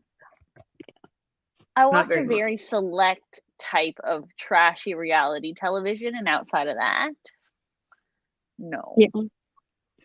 I unfortunately don't know any of these that are being referenced. Oh, this is about interior design. Okay. I thought this was going to be about like making over people, and we had, what is it called with Stacey London? We used to have the show called it was just in my head. Restaurant Impossible? No, it's about making over people. It was called What Not to Wear. Oh, I have heard of this. I've never watched it, but I've heard of it. Anyways, when I heard makeover, I assumed it was about people, and this is still about interior design, which I don't watch interior design shows at all. So, Restaurant Impossible is a good one. I will say, it is a good one. Restaurants. Hi, Mo. Hello, Mo. Yeah, it's like there'll be people who have like a failing business, and then what's his name, Robert Irvine shows up, who's like, he's super jacked, but he has this little head, and he's like super jacked, and he comes with like a sledgehammer, and he'll like, that's his whole thing, but like he'll go and like talk to the people and see like what do they want out of the place, and he'll be like, all right, make me your signature dish, and he'll eat it, and he'll be like, and he's a chef, so he'll like help them cultivate their menu so it's actually better. Wait, this what? is dumb. This is dumb. It's great. He's actually a chef. They combined 3 different concepts into one show. That's why it's great. So efficient. No, it's like make me. No, but it's like pick a lane. Yes, like either you're gonna help my food good because they make the food better and they make the restaurant better. No, and so it's like kitchen nightmares, but without the drama. Oh, there's drama. Gordon Ramsay. There is drama though, because there's always the people who work there, and they're like, "Well, I just like take off whenever I feel like it," and then like that's why the restaurant's failing, and they're like, "You can't do that." So it's like kitchen nightmares, but without Gordon Ramsay. It's just Robert instead, and he does yell at people, but he's less mean. So I saw this clip that was like one of those shows where the person, I don't know if it wasn't Gordon Ramsay, so maybe it was Robert Irvine. I literally don't know what that man looks like. Anyway, my point being, this guy comes to a restaurant to help the restaurant, I presume, or maybe critique the restaurant or something. And he says, like, yeah, order me this, I'll order this, this, and this. And then he asked the waitress, like, is there anything else I should order? And it cuts away to the owner of the restaurant saying, God, I really hope he doesn't order the seafood special or something like that. And then he orders it? No, and then he asked the waitress who was serving him, like, should I order anything else? And she's like, the seafood special? And then it cuts to them all like groaning and like despair because why would you say that? And then they're yelling at her in the kitchen, like, why would you tell them to order that? You know, everyone complains about the seafood special. And then she just smiles all evilly. It's funnier to watch. I need to stop explaining TikToks and just send Did the guy look like this or no? No. Is that Robert? Wow, he has very nice arms. Wow. He's holding a whisk. I can't. Good job. Oh my God. Oh God. With arms like that, who needs a TV show? But why? With arms like that, that's why he has a great TV show. Like, is he combining bodybuilding with fixing a restaurant? No, that's but how he got jacked. He's so happy. All these restaurants. Exactly. Nice guy. He's just a nice guy who yells sometimes, but only when they deserve it. I don't know. But it's like the same thing where it's like we have 3 days and $10,000. We have to redo this whole entire restaurant. Plus, like, sometimes they go in the kitchen and it's like disgusting and they have to deep clean it. So it's kind of amazing when it's like this place was awful, and then within like half a week, it's actually like kind of thriving. So it's interesting. I don't know. Is Jayla frozen? I think so. Because she's not commenting, so I feel like she must be. I think she's frozen. So sad. Here, we'll read Jayla's comments in her absence. Hello, Mo. And thank you. Yes, this was the jump scare that I was like, gotta be subtle here. Hello, Ansu. It's been so long. Hello. Is Percy Jackson a Western? No. Isn't there stuff with dust? I don't know why you have to think about this for so long. It's not. Isn't there stuff with dust? No. No. Even if there is, no. He's a cowboy. Not. He's a rebel. Absolutely not. Does dusting the competition count? Maybe. I have unfortunately never seen Doctor Who. Same. Before. I honestly just have no interest in it whatsoever. See, I feel like it's the same thing that was very much in line with like Sherlock fans and Supernatural fans and stuff, and because of that, it's just gotten a bad reputation over the years. And meanwhile, like there are some stories I've heard about since then where I'm like, oh, that sounds cool. But every time they're like, oh yeah, it's a Doctor Who story, I'm like, oh. I feel like it's one of those things where like a lot of people are like, oh, you'd like it because I like generally kind of like things that have a big kind of fandom component to it. You know, the things that would show up at Comic-Con, you know? But like I just see Doctor Who and I'm like, I have absolutely no interest in this franchise whatsoever. No, I mean, I feel like that's how I felt about it, but now like I keep seeing lots of stuff where people are like, no, you would really like this particular episode of Doctor Who, and it's not broad general strokes of like, oh, because you like sci-fi, you would like this, but they're like, no, I know you and you would this like specific thing. That I'm like, if like 5 people have told me I would like 10 different episodes of Doctor Who, maybe I would like Doctor Who. I just haven't done that yet. That's fair. Yeah. I think it's just like the whole like wibbly wobbly, it's bigger on the inside than the outside, and I'm like, yeah, I know that stuff. I just don't. I'm not a time travel person though. In general, I am a very big time travel person. I love time travel. There are very, very few time travel things that I like. That being said, some of my favorite things. It's wonderful. See, the thing is, I love playing with time and like non-linear stuff, but I don't like time travel specifically. If that makes sense. I think time travel is like some of the coolest stuff ever. But the problem I have with time travel is that there's always loopholes. Very few people do it well. And so that's why when I sit and watch a time travel movie or I sit and read a time travel book, I spend so much time thinking about what's wrong with it that I can't enjoy. See, I'm the same way, but then I'm always pleasantly surprised when I'm like, see, this wouldn't work because of and then they're like, oh, because here's the thing. So like, I'm in the same boat where a lot of times I'm like, see, that's not good because you got to follow your own logic at least. Mm-hmm. But I believe it was Exhalation by Ted Chiang.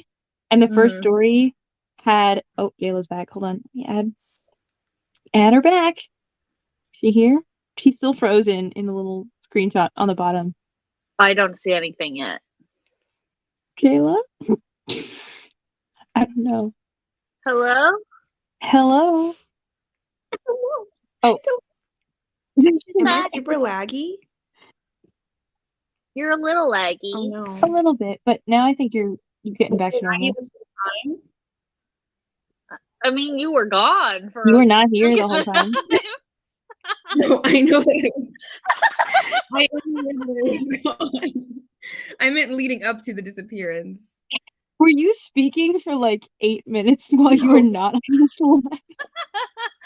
I mean, I immediately you were noticed my frozen.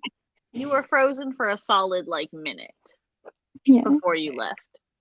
Yeah. Well, I don't know what's going on, but if it happens again, I'm done. But hopefully it doesn't happen again. So anyway, we're talking about time travel.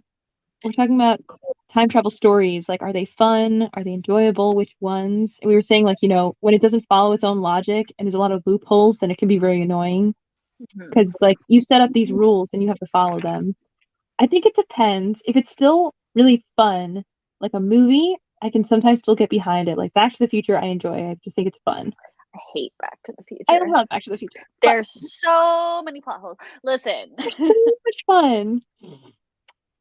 But I can appreciate it for what it is, but like I as a kid when I watched it, I was like, this is stressing me out. There's it's so supposed many to be stressful. No, but I was like, there's so many plot holes. I don't like this. And we used to have forced movie nights when I was growing up. My dad and my sister really love movies, but like I don't. But I like could see you like 9-year-old Tammy watching this being like, there's so many inconsistencies. This is so bad. The thing is, we had to do forced every single Friday night. We would have forced family movie night, and for 3 Fridays in a row, we had to do Back to the fucking Future. Wow. Why? Why was it against your will? Couldn't you just not?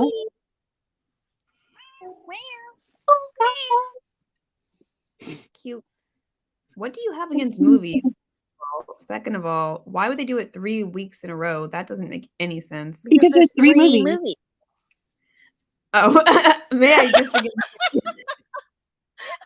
I've never seen Back to the Future or Back to the Future 2. It's so funny to be like, oh, Tammy, we know you don't like this, but we're gonna watch it 2 more times.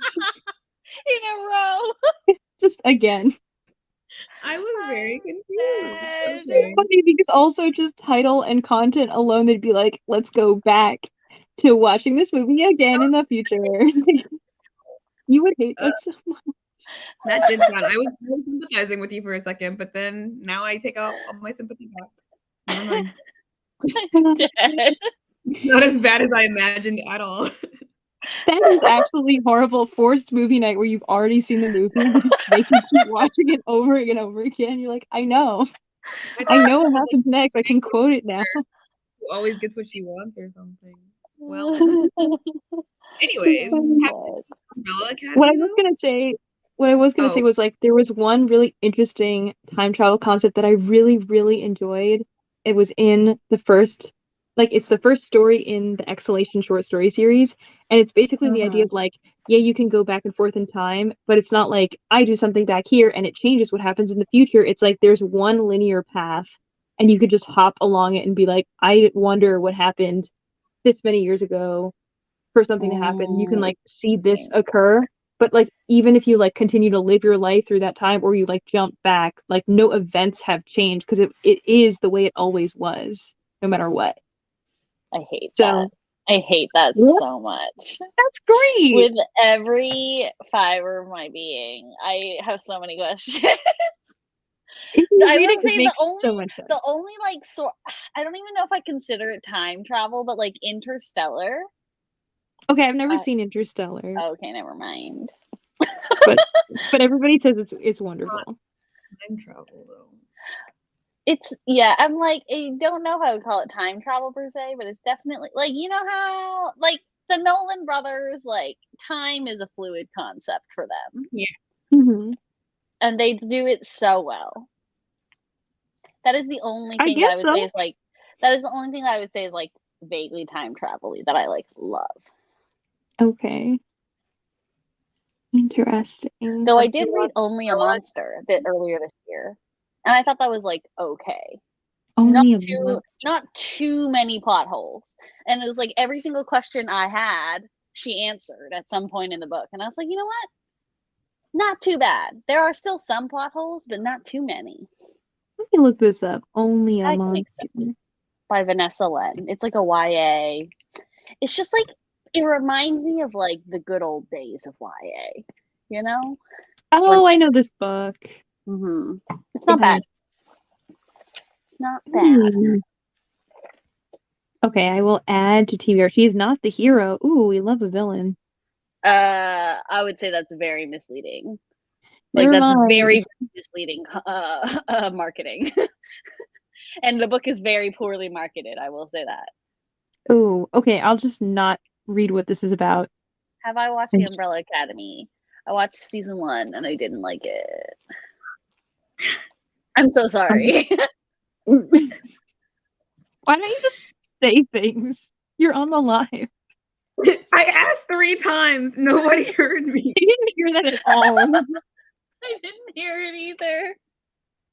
I just kept repeating it. And I was like, okay, either they're ignoring me or censored. And clearly they were just trying to protect me because I didn't like the answer that I got. Wait.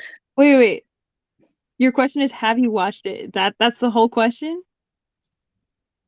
Yeah. I've seen season 1. Mm-hmm. I haven't finished. Seen season 1 and just told me that she hated it. So I don't know if I want to hear your thoughts and opinions. Hate is a strong word. I wouldn't have finished it if I wasn't like watching it with a friend. I think you know what? In your defense, when my friend made me watch it and I could not get through the first season. But then I think I saw 2 seasons of it, and I think I'm in similar boats where it's like the first season's kind of, there's a lot going on. There are a lot of things going on. There was a lot going on, and I didn't care. But then, for some reason, I couldn't watch it with my friend. I was like, I really don't want to watch this with you, and I don't want to watch it at all. But then I was watching it by myself. I'm like, I'm getting into this. And then season 2. Am I wrong? Wait. And then season 2 what? It's better. It's even better. Like, it's so good. I haven't watched it. I know you thought haven't. season 1 was better than season 2. Honestly, the most fun I have is like picking out filming locations because they film it here in Toronto, and they film it like they film a lot of it near where I used to work. So like there's one scene towards the beginning where they're in like a courtyard, and that's literally the building I used to work in, like at the time. Cool. And I was like, this looks very familiar. I was like, hold on. Is that the back door of my building? This is mine. You didn't love that alone, because I truly would be like making everyone watch it just because I used to work there. I'm that. No, listen, I had a lot of fun picking out filming locations, but that was not enough to carry that show for me. I think it's the children. It's the children. They're annoying. I don't like children either, but they're barely like they're children for 3 seconds of the show, and then the rest of it they're grown adults. I guess. I don't know. I just saw there was that book. What's it called? Ordinary Monsters, and it's always comped to Umbrella Academy. And I was like, for 2 seconds, I was interested in Ordinary Monsters, and then I saw the comp, and I was like, maybe not. I don't know what it's about, but yeah. Is like, I think Umbrella Academy is like interesting, but I think it's like it's trying very, very hard to be that girl, and it just doesn't need to do that. You know what I mean? Wasn't it created by like the guy Gerard Way? Yeah. Is that My Chemical Romance? Is that him? Yeah. It's just like I feel like there was a cool premise to it and everything, and I enjoyed a lot of it to an extent. There was a lot going on. I really liked it when like the apocalypse stuff started happening, because I was like, that's interesting to me more so than what these people's individual lives are about, because I only really liked like 2 of the characters of the siblings. Mm-hmm. And then I feel like in season 2 they were like, we're going to actually, you know what? I think there were some parts of season 2 I did enjoy a lot, but I also just kind of felt like at that point each of the characters were a caricature of what they were in season 1.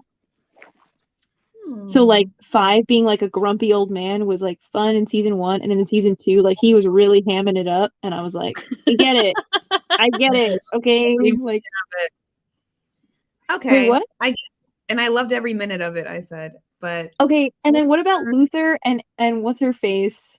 And they were like siblings in love, like the Folgers commercial. Hot. No, disgusting. Kidding. I don't ship them. All that to say, I was just they were so annoying because all they did was like stare into each other's eyes and then have angst about each other. Their child actors had chemistry. They did. Yeah, weirdly enough, their child actors, I was like, okay, and then I was like, oh, I remember who I'm looking at right now, and it's these adults that I don't like. Yeah, I totally understand. That. But I just really was asking about the time travel aspect because it's really heavy in season 2, and I really enjoyed it. But wow, I'm so glad I didn't watch season 2. Yeah.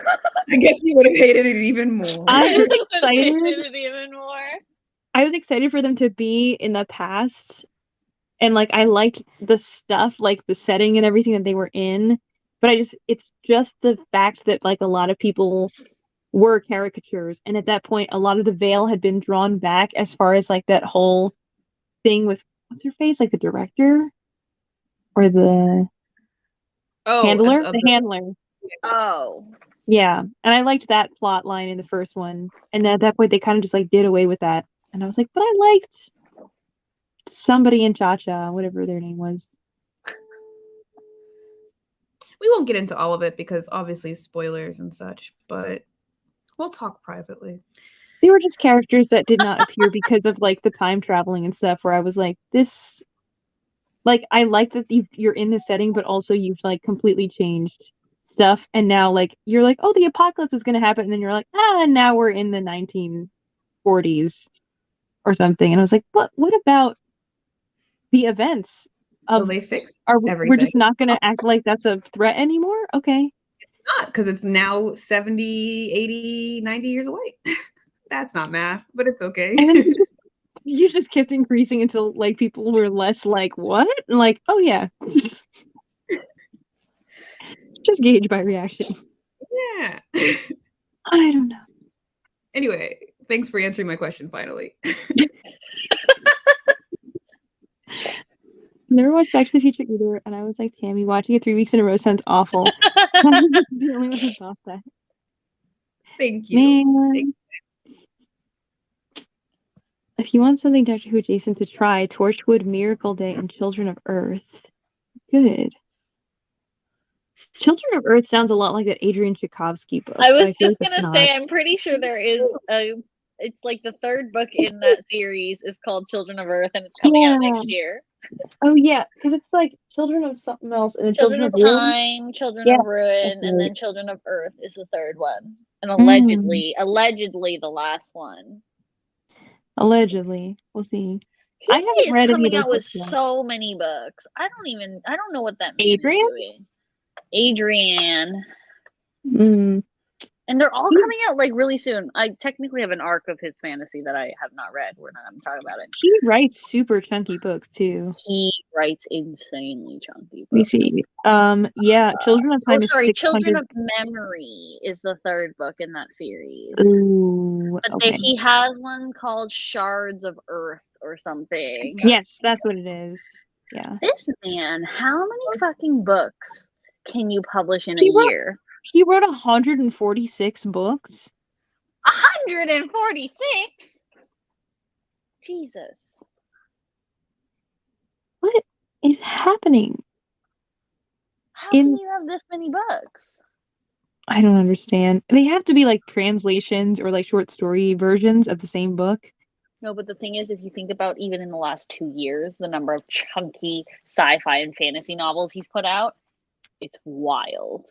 He has done a lot. I will say I read one of his shorter like novels. I guess it was like, was it Walking to Aldebaran? And I first started and I was like, this is kind of boring. I don't know if I'm that into it. But eventually I was like, all right, no, let's push through. I'll like back up a little bit in the audiobook and like start from here and get through it. And it got to a point where I was like, oh my God, like this is a major, like I'm so impressed like by this plot and like everything else. And so then I went back and I re-listened to like the whole thing again. And it was just really good where I was like, okay, I get why people like this man's book so much because now I might be a fan. Listen, I really like Children of Time. It is like the one and only space opera that I like. Ooh, well, that's very promising. Yeah.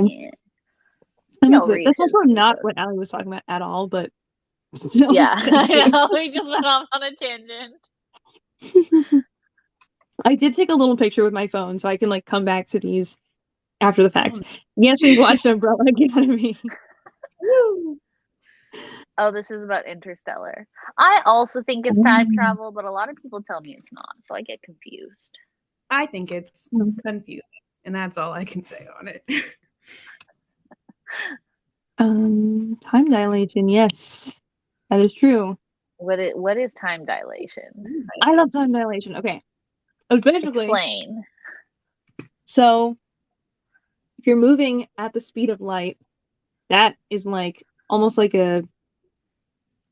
it's not possible for any person to move at the speed of light, right?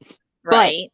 But if in like the twin paradox experiment, you're able to have a twin that's sitting on Earth and a twin that goes up in space, and they were somehow able to travel close to the speed of light, let's say, somewhere, and then come back, that person would be not that old, like however long it takes for them to travel somewhere and back. It's that period of time, but the time that would have passed on Earth would be much longer, and so their twin would be super old, and they would be kind of the same age, like a little bit older. Oh, okay, I understand this. So it's just a passage of time based on like movement and how like time and speed are related to each other. Yeah, this was also in Interstellar. I did enjoy this piece. It's very cool. It's one of my favorite little like, wow, physics is cool types of things where I'm like, oh, maybe I can be an engineer now that I think that sci-fi is real a little bit. So cool.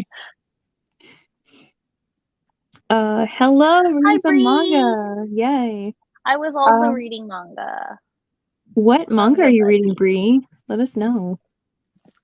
I feel like manga is the answer right now. Where like I have a few on my shelf that I've been meaning to get to, And it's definitely Which more of one? like what my brain can handle right now.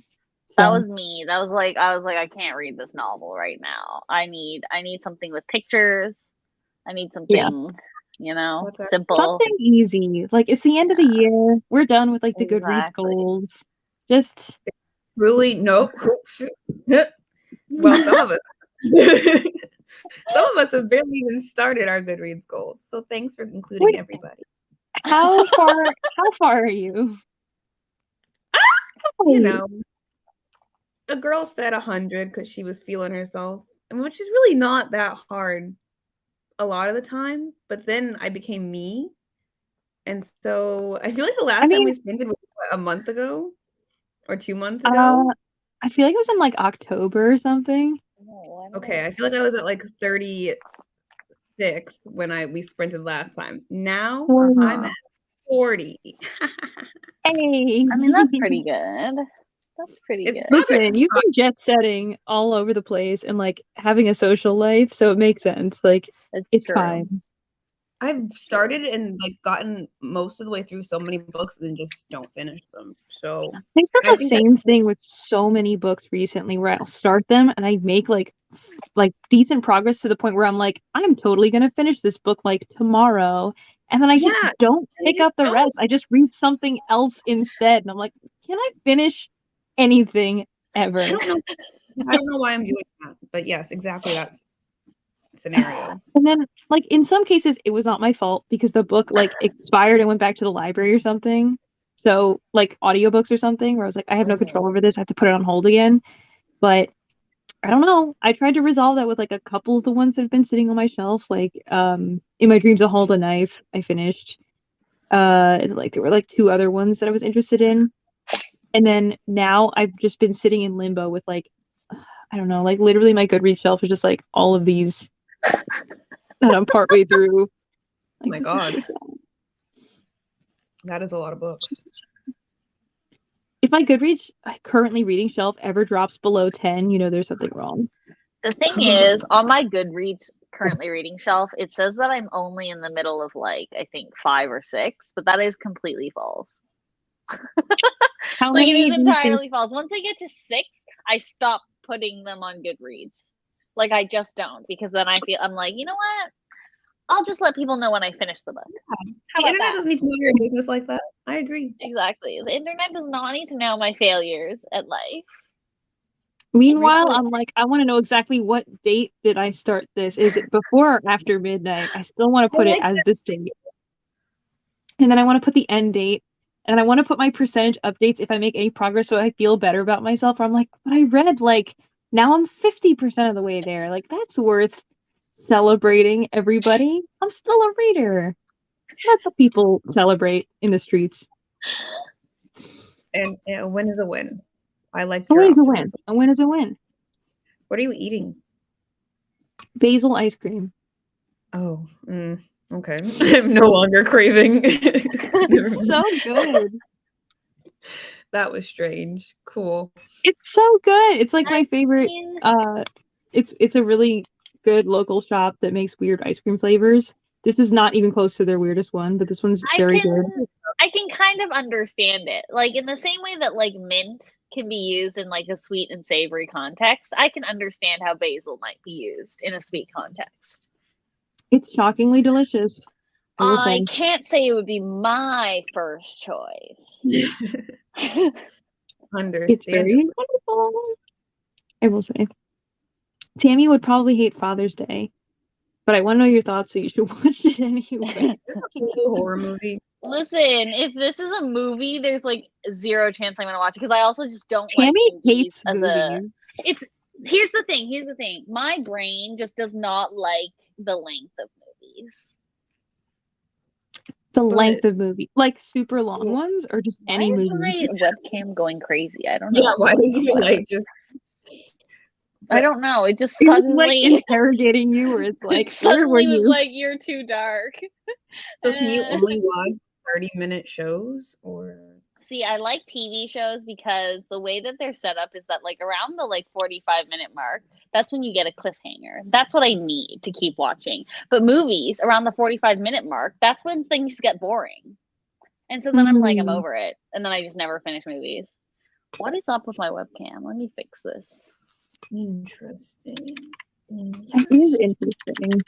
But I feel like that kind of does make sense, because in a TV show, their job is to keep you hooked, so they have to constantly throw you for a loop every episode, or you don't keep watching. The movie's like, you already paid for this. We can do whatever we want for the next hour and 45 minutes. So, and it doesn't they have matter. no obligation to do so. Well, that does make sense. Better. Yeah, it is better. It is better. Also, Moriarty is a manga and an anime I've been meaning to get to for some time. Oh, same. I think it's on the Shonen Jump app, so I keep meaning to get to it. Ooh, I need to. Is it Moriarty the Patriot? That's the one I'm thinking of. I think this is also Rachel. Yes. I recently read the Decagon House Murders, the manga. 5 volumes completed. Incredible. 5 stars. You should read it. Ooh, okay. I'm gonna do it. I'm adding it to like an extra tab. It's right one of those mystery ones that are like the like murder mystery club at school ones. Mm-hmm. It's one of those. Ooh. It's so good. I'm excited it's only 5 volumes. It's still like wonderful, because I saw it recently because Mo was talking about it in her TBR. And of course, like whenever something's interesting, you're looking it up on Goodreads, and I was like, wait, this is a manga? Like, there's both. It's based on a novel. Yeah, so I was excited to see every time there's like a little adaptation. It's very wonderful. So, yeah, I'm gonna have to find this and read it somewhere. That's very cool. Time dilation occurs in Interstellar. Yes, it's how his daughter ages faster than him. Yes. I haven't seen this, but yes. Hello, Tammy. When is our next buddy read? Whenever you want. Aren't we buddy reading the Lizelle Sambury book? If I ever get around to it. Maybe. My NetGalley shelf is just staring at me, and I'm just like, yeah. My NetGalley shelf and I are we're in a love-hate relationship where it's like it's like a love bombing avoidant attachment style relationship where I'm like, I love this. This is great. Oh my god, we could be so great together. And then I will never touch my Goodreads shelf or my NetGalley shelf until something else interesting comes out. I have 7 books currently that I haven't read yet. Most of them are expired. So love that for me. You don't want to know what mine looks like. You want to take a gander at how many books you think it is? At least 20. I was going to say 35. Oh, it's 20. Oh, okay. My solid answer is 35. 37 feels better. I don't know. All right, 35 or 37? 37. Okay. But now because your reaction is giving me not what I want. So should I go higher or lower? Oh, she's just counting. She doesn't actually know. Okay. But doesn't it say on your NetGalley, like it says? I've gotten to a point where the number doesn't show up anymore. Okay, then I changed my answer. Let's make that 95. Okay, that's a little crazy though. I'm gonna go 42. Very close, 54. Damn it. Damn. Also, damn. I don't even think I've requested that many in total. 55 approved total. Yeah. Oh wait, no.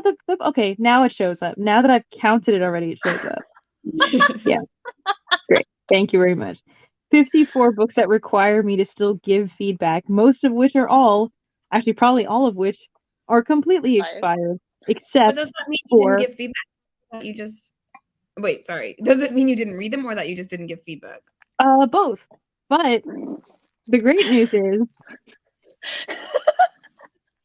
The great news is I do have at least probably like 4 or 5 of these that 7.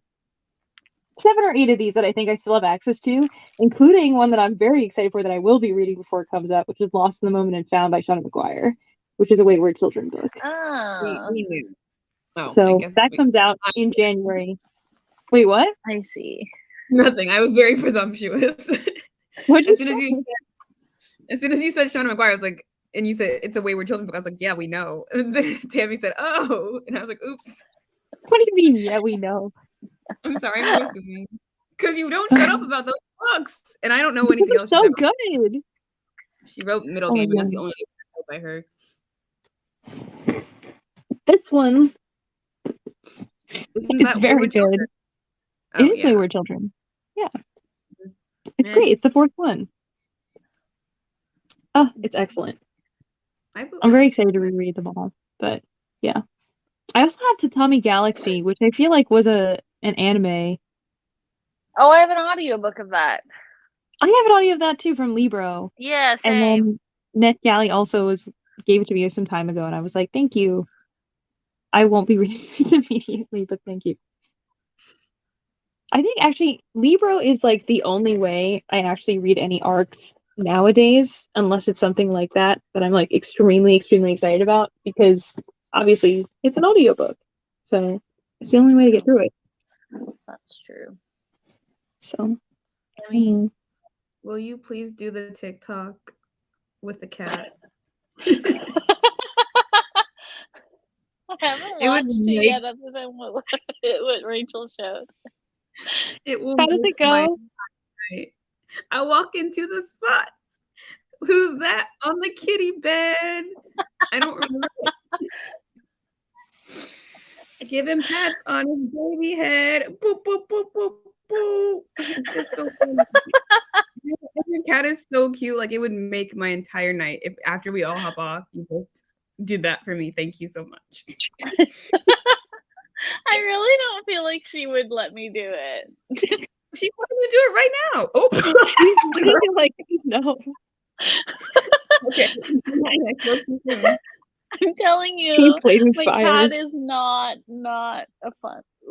See, that TikTok made me feel like, oh wow, I was really wrong about cats because I never personally wanted one, but all the ones in the videos are so cute and like, oh, affection, I love affection. Oh, yeah, cats are so cute. Cats are the best. Cats are wonderful. Well, Tammy gets attacked on candid camera. It depends. Like, there's a certain stage where your cat is no longer like, yeah, I'm interested in being pet, and they just want to hang out like a wild predator. No. So it's just the way it is. They also only like being pet in certain ways. Yeah. She only really likes like head pats up here. Bang on her head a couple, not bang. Or bang like is too aggressive word, but like there, yeah. So you can do video. Yeah, or like the butt right above the tail. Oh no, she hates this. Oh really? As soon as I touch the butt. Oh, yep. He does not like that. The butt. Oh, I'm sorry, man. Oh. Why aren't the fish in Finding Nemo Australian? What? Because don't they go to Australia? They don't swim all the way there.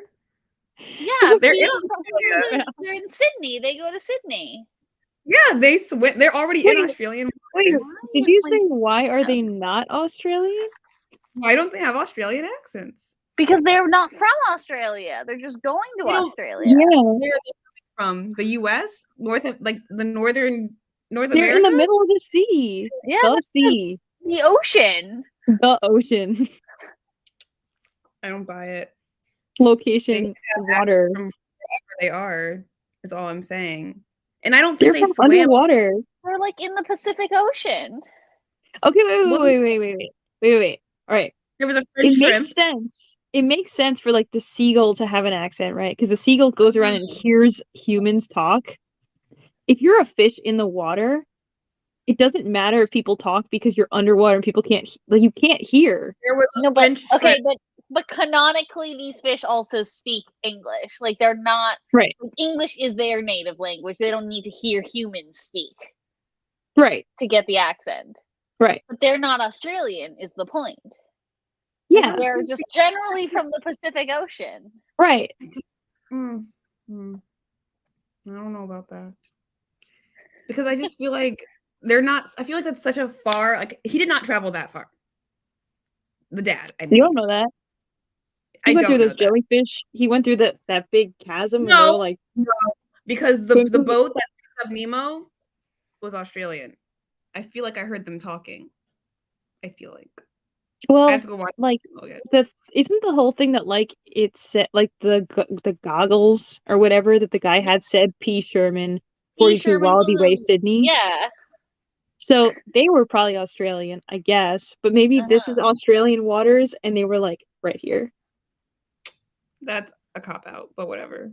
I can't deny that claim, but I also can't. Jayla, you know how the Australian accent works. It only works when you're in Australia up to a certain number of feet out from the coastline, and then you're immediately American. You're so right. Crazy how that works, but you're so right. That's how it works, don't you know? Also, we've had maybe a cat's question on the screen for a while. I know you're not done with your Goodreads goal. Right. Tammy, what about you? I finished ages ago, I won't lie. But I also only set my Goodreads goal to 52. Like, my Goodreads goal every year is very, very reasonable. I could hit 52 if I really believe in myself. Just change it to 52 and then do that. Yeah. Then I'll feel like... Because I like to think, like, if I read one book a week, that is incredible already. Yeah. That's true.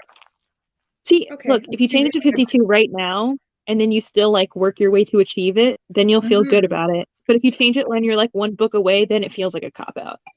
Yeah, that's... Oh, you're actually very right. I love logic. Okay. Thank you very much. Thank you very much. Wow, it's, like, the first time in the whole live that Jayla's been like, I agree with you, Rachel. Feels good. Only because it makes me feel better about myself. Well done. It's the goal. I think I finished my Goodreads goal last week on November 28th. Okay. Yeah. I finished it, but I'm like, I just left it as is, and I'm just like kind of inching forward. I was thinking of changing it, but I was like, no, it's the end of the year. No, I never changed it. I never. I love seeing the like you're at 200% over. I'm like, yes, yes, I am. I'm an overachiever. Thank you. It's great. Under promise, over deliver. It's my motto in life. I think I originally set mine for like 200. And I remember I put out a video at the beginning of the year with like my goals, and I was like, I know, just 200 books this year, but I feel like I'm going to be busy this year, so I won't be able to read that much. I remember this. And then this year I was like, yeah, we're going to make that 100. And then when I hit that, I was like, we'll make it 150. We're almost there. And now I'm at 152, and I'm like, yeah, that's fine. Like, we'll see what I can read for the rest of the year. Obviously, I would like to read for my own book club, but beyond that, I'm just taking it a little bit at a time. Just until my stuff expires. That's it. I've read over 235 books. See, that feels extra impressive to me now, being like where I am in life, where I'm like, it's hard to read consistently. So it's really amazing. But didn't you read 365? That was a long time. That was a different me. That was a different person. It was last year. That's different. I'm not like that anymore. Yeah. I said this like on the last live we were on or something, but like I used to read like 40 to 50 books per month. Like I can't do that anymore. That's insane. Yeah, I couldn't. Yeah. Or like maybe 30 is more accurate. Like 30 to 50. It depended on the month. But I do remember you reading basically like a book a day, because I remember in 2020 I was still online dating, and I remember one person was like, oh, you like to read? I read a book a week. And I was like, am I supposed to be impressed by that? Because my friend Rachel reads a book a day. So like, also, I don't know. Basically, I'll fight whoever it is, because I remember just being like, am I supposed to be impressed? You shouldn't be, but also don't be impressed by Rachel either, because we've already established that she doesn't actually read. So I do read. I read. I just hold on a second. You were listening to one book while reading another. We have That's called double reading. Is the fact that In my video where I was like, oh, I can listen to an audiobook but play a video game that has a bit of a story, that's fine. And then you were like, yeah, yay, like team consuming 2 stories at once. I was like, Rachel, it's not the same. You and I are not the same. Same. See, okay, but the thing is that the same person who struggled to read a Goodreads like description for like 5 times as long as it takes to actually just glance at it? It's a different mentality. I don't know. Sometimes I have my good days and I have many off days where I'm just like, I can't read right now. Just can't do it. Just want to watch YouTube videos. I don't know. I feel this. I am behind and I don't plan to catch up now. See, this is kind of how I feel, where I'm like, it's fine to like achieve the goal and feel like, yes, I'm accomplished because I'm like this close. Oh my god, Julia's here. Hello. Oh my goodness. Chaos has arrived. Hi. Oh my god. How was your party? It was fun. It was Oh, like boy. chill. Oh, Yeah. good. I'm glad you did not fall asleep. I And you were didn't. here. Oh, how nice. We're just chatting about Goodreads goals and stuff at this point in the year of like, is it worth it to catch up for No. something? If you're like this close, I feel like it's fine. But I feel like if you have like a mountain of work to do, it's like, let it be. It's December. It's Yeah. time to rest. Arbitrary. You know, just get ready for the next year if you need to. And now I'm also at a point where I'm like, do I want to set a real Goodreads goal that I'm going to be like racing towards? Or do I just want to chill and enjoy my life? That's so true, because I make my goal 52 books every year, which is like a book a week, right? Which is what Tammy does. Exactly. I think we talked about this last time. Yeah. And then when I hit it, inevitably every year I go, well, maybe I can get to 100. And then when it's December and I'm nowhere near 100, I just like slyly change it back to 52. And I'm like, everything's fine. It's like, I always achieve this. Yeah. It's fine. See? Jayla, just change your goal to wherever you are right now. And then anything you read beyond this, you'll feel better. It's a win. Yeah. A win is I a remember win. pre-booktube, my annual goal used to be 12 books a year, and I would not meet it.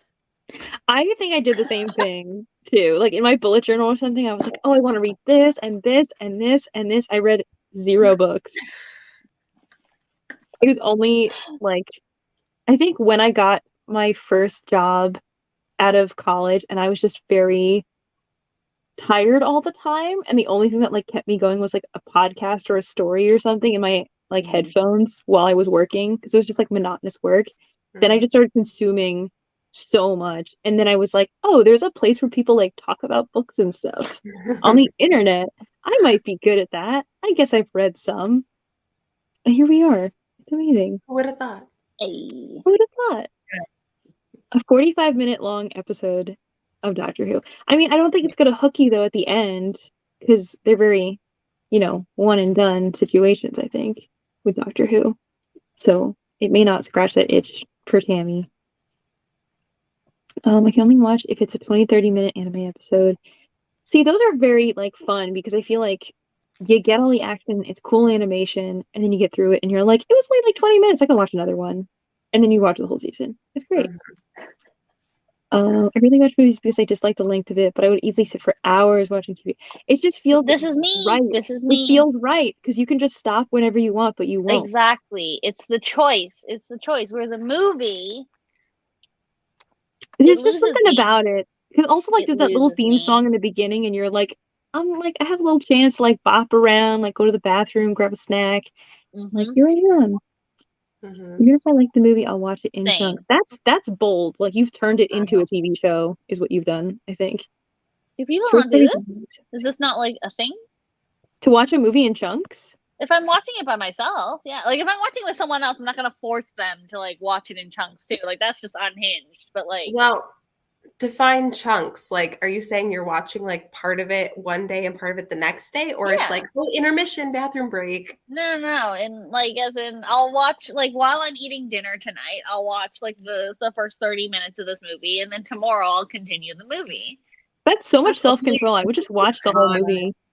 It's not self-control. It's not to bash it. It's just not interest. Like it has to be a pretty not great movie for you to not want to sit through it. You know what I mean? Mm-hmm. I don't know. I guess it's a combination of the two of like, if I'm already watching a movie, it's like I've gotten invested in the world. If I stop and then I go do something else fully different for like a whole day and then I come back, I'm no longer in that world. Yeah, So but if I go and watch it again. But like when then, you read a book, you don't have to read it in one sitting. So why do I have to watch a movie in one sitting? It's a lot more time consuming to read a book. Yeah. Whereas with it's like literally you just have to sit there. I mean, some movies are like 2.5, 3 hours. Confined That's the length of a book. But like you said, you can you can do all these things while you're reading too, I guess. But I was gonna say you can eat dinner, you can fold your laundry while you like watch a movie. You can do all this stuff that like takes up time. Whereas if you're reading physically, you have to use your hands for that. Even if you're if you're reading a book, you can't. I mean, Rachel does it. I guess you do it too. But I don't know how people can do work like while they're listening to an audiobook. Like if I have to work on paperwork, I don't know, something like I mean, like I only did that when it was like I literally can just turn my brain off. Like the same way where it's like when you play like a Switch game and you're like listening to something else because it's kind of like the same motions. Same idea of like if you're at work and it's just like click this button, then do this thing, then type in like the same 5 words, then it's like that's fine and I can do whatever. That's what I'm talking about. I'm not talking about like I'm on a phone call with a customer and I'm also listening to an audiobook because I've tried that and it's really hard. You tried that? Why would you try I tried it like once in my old job when I was on a call and I was like, this is very stressful. So I'm dead. Yeah, that's not Anyway, never be me. The book was really good. Okay, I didn't want to stop. It's not because I didn't. I don't know. Short stories and movies have the same vibe. Do they? I disagree. I think short stories are like a TV episode. But you don't like movies, and most people really don't like short stories. Maybe that's the thread? Although that's not where I would draw the comparison. I don't think there is a comparison. Because if I were to compare it to a book, like a movie length is like a novella length. Like the time it takes for me to watch a movie is about the same it takes for me to read a novella. But I love novellas. So that's not the point. The point is that the visual medium at that length does not work for me. It has to be shorter. It needs to be like TikTok length or else you're not watching it. Basically. No, TikTok is too short. Like TikTok is too frenetic. Okay. I can't. Above TikTok, below a movie.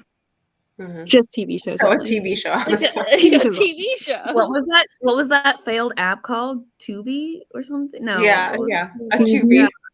It needs to be that length. They were like 4-minute whatever.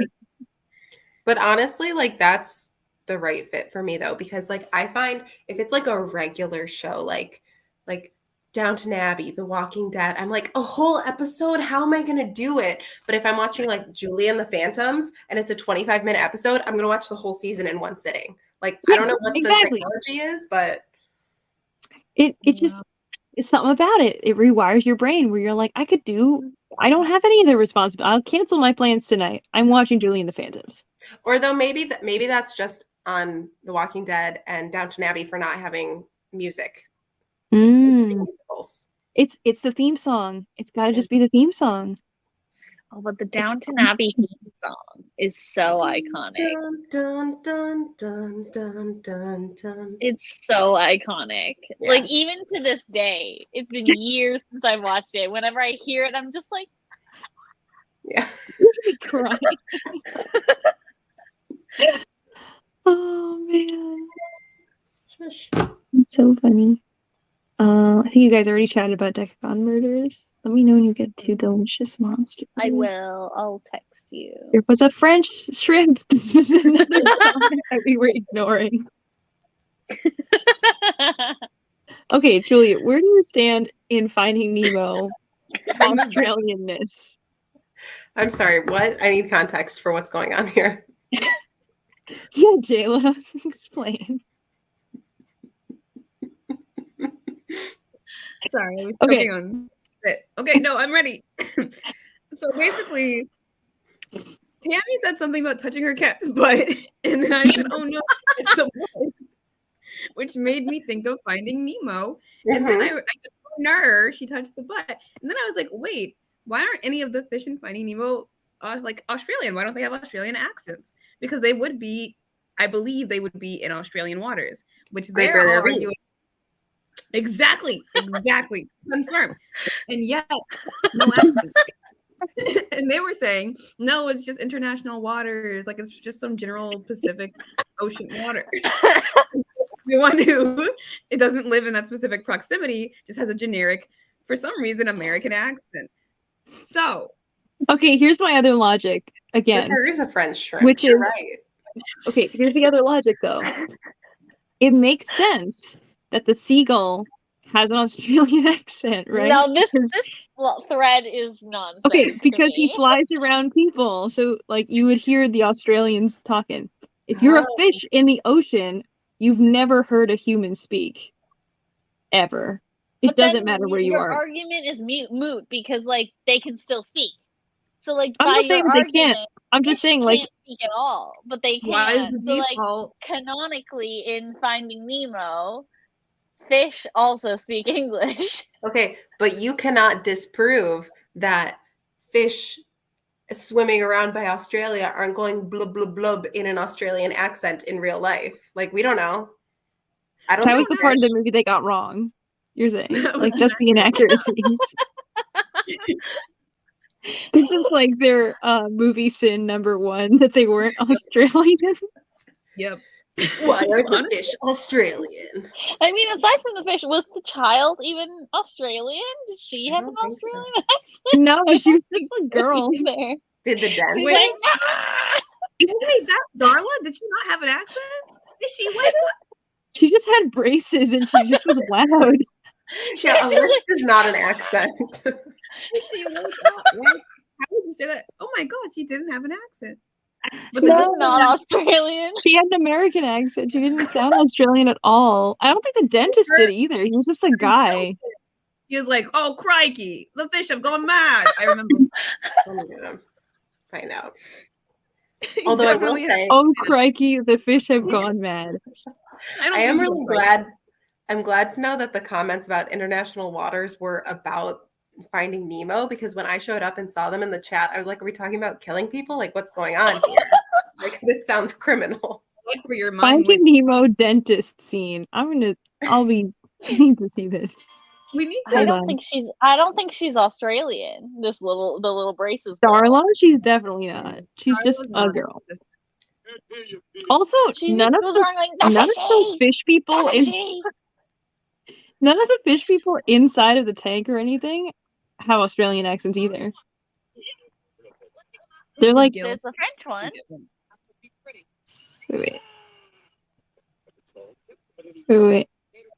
Wait. This is not it. This is not the prison escape or the dentist escape. There might be. Come on, go on. Okay. All right, he has an accent. The picture broke. This here's Darla. She's my niece. Gonna be 8 this week. Hey, little fella. Say hello to your new mummy. She's gonna be here Friday to pick you up. You're her present. Oh, it's our little secret. Well, Mr. Tucker, well, that sets up. I'm gonna see a man about a wallaby. Okay. A wallaby. All right. Oh, he's real Australian. Hey, Mr. Tucker. Okay. However,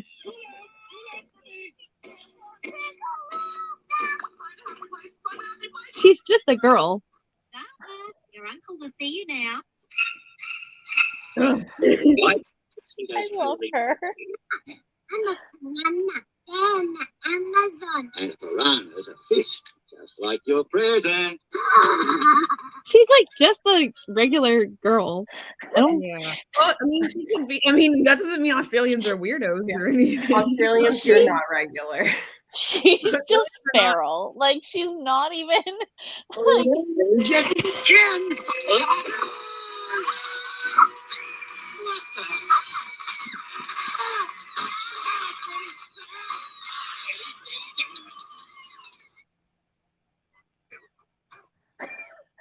Such a good movie. What a great scene. Oh haven't watched this movie in so long. Same. Wait, we're gonna get another copyright strike again. I was I gonna was say, are you gonna gonna get say, copyright claims? It's dangerous. It's fine. I did sprints. Literally, I was on StreamYard for 10 hours. And like in the middle of it, we watched about 30 seconds of the music video for Total Eclipse of the Heart. And they were like, claimed. And I was like, how did you even know? How did you watch the whole thing and know? We just wanted to show. Because have you guys seen that music video? Yes, it's amazing. It's so so iconic. The football players that just come out of nowhere. Yes, but there's this part where it's like this whole choir of children and they have like glowing eyes and it's like, Yes. turn around, bright eyes. And one flies out of the choir to the camera. It's amazing. Oh my god. I feel like I don't remember this part of the video. I highly recommend watching it. That's so funny. Yeah, it's Oh, my horrifying. God. Oh, we haven't established why there's a French shrimp. I think there just is. They imported it from France, I guess. They imported. Yeah, This explain freak He's just there. is Gonna go watch Spy Family. Ooh, yes. Enjoy. Love Spy No Family. one's been hearing me try to say the same question 15 times and get it wrong Have every to time. type it in the chat, Julia. It's the only way. You see first now, like the France most recent Known person for to join. shrimp. You're talking over. Oh my god. I can't. Go ahead, France Julia. known for shrimp. What's happening? I don't know. Did you ask What's your up? question? Is France known for shrimp? Is I don't France? Is that why there's a French shrimp? Nope. I don't know. I don't think so. What seafood is France known for? They are known for oysters, mussels, and scallops, none of which are shrimp. Yeah, No, they are not shrimp. definitely not. We really derailed. I'm so sorry. No, it's what we need. I need to know. Yeah. I am like blasting through these comments real fast, but I'm just trying to catch you up. H2O. We have to go back. H2O. Oh my god. When you were talking about Nemo, I thought you were talking about Mako mermaids, and oh, okay, no. But we can talk about H2O any other time. H2O, just add water. Just add water. You already know. I love H2O. That's why I want to go to Australia. That was the start of my obsession with Australia because of H2O. Do you have an Australia? Did you watch the sequel series with the guy mermaids instead? No, I No. It was so bad. not all things should be equal, and I stand by that. So bad. Oh my god. How come I don't know about this spin-off? I Wait. never seen- H2O mermaids, but men. I don't think it wasn't just men. It was like a spin-off, but then men were able to get powers.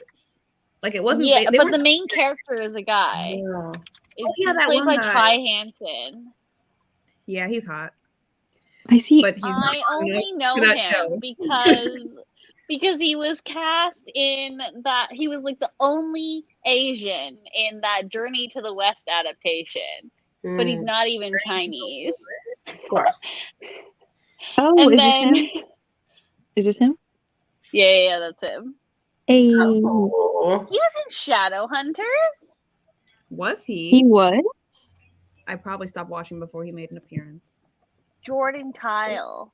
Who is Jordan Kyle? That is He Wasn't that one of the werewolf.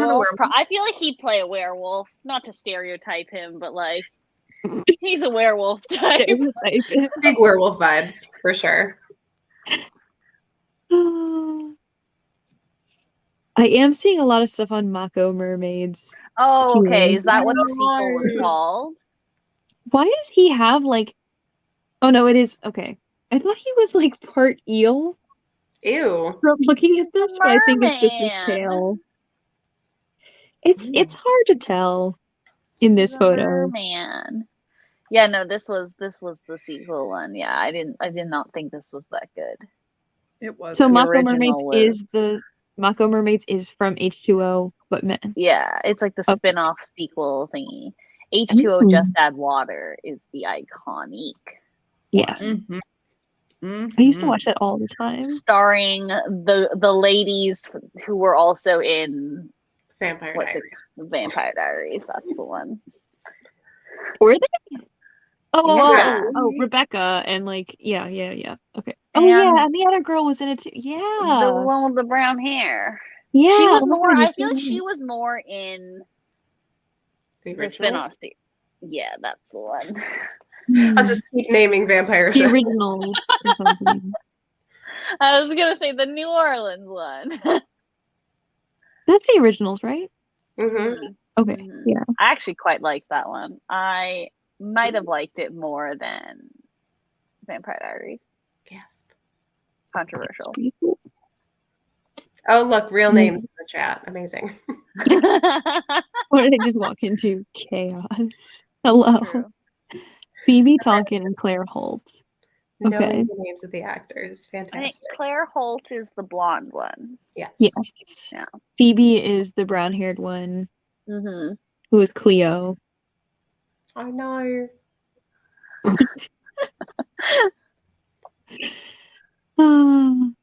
You're still here. You can just say this. This one just didn't feel important to blurt out, but thanks for highlighting it anyway. I love that woman. He did the pout. Wow. He did the pout before oh my God, I can't talk. She did the pout before Florence Pugh did the pout. I just want to say, before there was a Phoebe, and then that's where I will leave it. But Florence Pugh is better at acting, I will say. Rachel, did you ever watch Don't Worry, Darling? I'm sorry. Yes. We should probably sprint.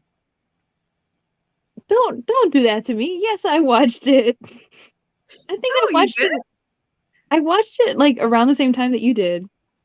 Oh, I didn't. Did we talk about it? Yes. Oh, sorry, my bad. I think. I don't know. We can talk about it again. Yeah, we just had so much fun with all the pre-pres that I don't remember anything after that. Yes. But What a saga. what a saga. Am I right? What a saga. What I a time. still can't get over the spitting moment. I love how they were like, no spit was exchanged, or not exchanged. No Ew. spit. Oh my God. They're like, no spitting happened. And I'm like, then explain Yeah, this 'cause video then. What Explain happened? Chris Pine's entire reaction to that, please. I'm like, And please then- explain this video because I cannot think of another explanation. Sorry. And then Harry Styles went to a concert, and on the microphone he was like, I just came back from spitting on Chris Pine. And I was like, okay, confirmed. Which I love a sense of humor, you know? I understand. There was so much drama. There was so much. Wow, look at me go. I I did my Duolingo with 1 minute to spare. Good job. Oh shoot, my Duolingo. Uh-oh, protect your streak. Oh. Wait, No, wait. you should watch Wait. it, but if you don't pay for it. So I hope you mooch off of somebody else's HBO Max. Because For it's what? not worth Oh, don't worry, darling. Yeah, it's Yeah. not worth spending your own money on, but it is worth watching. Interesting. Because it's bad. Please tell me I have enough streak freezes. Yes, I have 3 equipped. Okay. 3. You're golden. I know, it's been so long. Okay, I think I might still be okay from yesterday. I don't even know when I did Duolingo anymore. I used to always do it like right before midnight because I just procrastinate on it. And every once in a while I do it early and then I get surprised. Yeah. I don't know. I guess I'm fine. I dropped out of Ruby League. No, This is so sad. it is. How will I ever learn Italian now? Yes, I did watch this and it was actually really funny. I really want to see it, actually. I want to see it. It's funny in a funny way. Is it funny in a funny way, or is it funny in like it's so bad? No, it's like it has funny things that happen that we laughed at, not because it was bad. But it's a horror movie that we all went into the theater like, we don't know much about this movie. And then about like 8 minutes in, we all looked at each other like, is this a horror movie? All right, cool. And then we watched the rest of it, and there were just a lot of big like laugh out loud moments, but like keeping the tension. Good. So I don't know how to describe it. It's just like it's something that's fun to watch with friends and stuff, and just be like, this is very funny. Okay. I want to. I don't want to say too much else because it like just came out, so or like recently or whatever. So see, I'm like, horror is tough for me because I'm a scaredy cat. But I've realized that if I really lean into being like, what's a horror movie for a Taurus, that I love it. So if it's got food or like a wedding, I'm like, this is a great movie. Ooh, scary. All right. Just gaslight yourself into not believing it's actually scary. Yeah. Where it's like, there's food in it, the menu. No, I think Fresh was like the best movie I watched all year. I loved it. Oh, yeah. I remember you talking about this, and I looked it up at some point where I was like, what is this about? I think I just saw the trailer, and I was like, I get it. I feel like the trailer gives away everything, but I still really like the movie. It's so good, though. It's like, I knew exactly what I was getting into, and yet I didn't, and I loved it. And I didn't. Well, they hit you, they do 30 minutes of movie. Like, it's a third of the movie in, and they're like, and here's your title screen. And I'm like, what? So good. It was really good. Oh, man. Yeah, that's artistry. Don't worry, darling, for you, Allie Mae, but there very well could be Australian fish with the way some things are explained. So that's all I'm going to say. If there are no Australian fish, I won't be watching. There's like no media with Australian fish, except for maybe H2O just said water.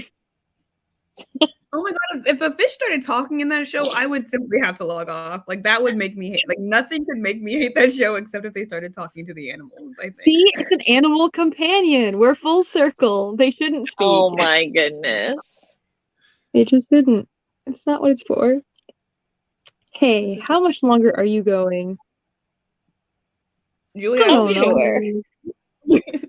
I've read 0 pages. I just showed up and started talking. We haven't read much more, don't worry. We just been chilling, you know. Not too much reading. Hopefully we will squeeze in another sprint. Okay. What? Sorry. I'm gonna shut up. The disrespect that I just ignored. No, I just thought you ignored her question, and I was like, that's so rude. No. Anyway. I haven't updated my Duolingo. They've changed it a lot now because it has the whole like a path situation instead of the like jumping around. So you got to do it in order. But I kind of like it because I don't know what happened. At some point, I was like way past this, and then my app updated, and then it was like, why don't we take you back 5 units? And I was like, I could use a refresh on a bunch of stuff that I kind of have been bullshitting for the last few months, so that's fine with me. But I kind of like this new style. It's not bad. Oh, I really like their weekly challenges too. They're very fun. Yeah. I do not like horror, but I like sci-fi, so it's awkward. There's got to be some good, approachable sci-fi horror out there. Something like that. Yeah, I feel like the episode of Black Mirror, what's it called? USS Callister, like that's good sci-fi. Oh, yeah. Very scary. Yeah, that's a good one. Like a lot of Black Mirror stuff isn't necessarily like scary, like jump scares or anything like that. It's just like dread, creepy, and like technological stuff. We've gone too far. Love, Death, and Robots. Oh, so, yeah. Like, there's a lot of good sci-fi that could border on horror sometimes, but most of the time it's just, well, people die. I don't know. What is horror? Let's not get into it. But I think that would be complete horror. Yeah, we already scare someone else. Is now that's the game. It's either a Western or a horror. No. What is horror? We're not going back to this. We are not. We're not. We're simply not. What is the horror genre? We're reading. We're gonna read. It's anything that is frightening, scaring, or disgusting. Mm. Oh, That's a broad then definition. Love, Death, and Robots definitely qualifies as a lot of As those horror? episodes. Yeah. Are they like gross, or are they just Some of them, scary? yeah. A good chunk of them are disgusting. I don't think I've watched any That's, of them. I don't think I haven't watched any of them. I was gonna watch it because I know Ken Liu's short story is in Yes, there. that's why I Yeah. really want to watch Mhm. them. But Was yeah, very I well forget done. which story it is that's supposed to inspire. Good Hunting, the Yeah. one with the Oh. fox spirit, like the nine-tailed fox. Oh, okay. Yes. That'll be very fun to watch. I mean, that one's not disgusting, I think. I mean, I'm pretty sure No, there that are one's not. deaths, Yeah, but but not that's like not, I don't think it's scary. Well, the story isn't Yeah. scary. Yeah, no. Yeah. There are definitely ones that qualify more, is all I'm saying. Mm-hmm. So I looked up Attack the Attack Block. the Block, and I'm super confused about what this movie is. Is this the one with the neighborhood? No, it's inner city versus outer space. That's hilarious. Anyways, I need to watch this. What is this? A bunch of inner city kids fighting aliens? Luke Which I- Treadaway. Sorry. I have to wonder, was this John Boyega's start before like Star Wars? Seems like it. Movie? The film centers on a teenage street gang who have to defend themselves from predatory alien invaders on a council estate in South London on Guy Fawkes night. If that means anything to any of you. It does not. What is that? Not most of that, but this looks fun. So did you like it because it was good, or did you like it because it wasn't good? Or Let did you me like know. it because it was John Boyega? Yeah. Also Apparently, that is his breakout film. Oh, wow. Ooh, good for him. Jinx.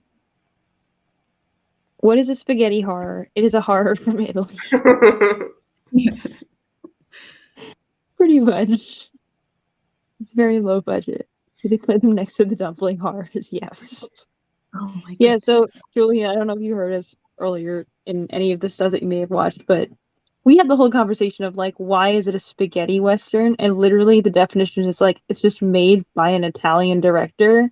And I was like, you do realize if he did that with any other culture, that would be like so wildly like bizarre. So we did run through a few options Oh my between god. those.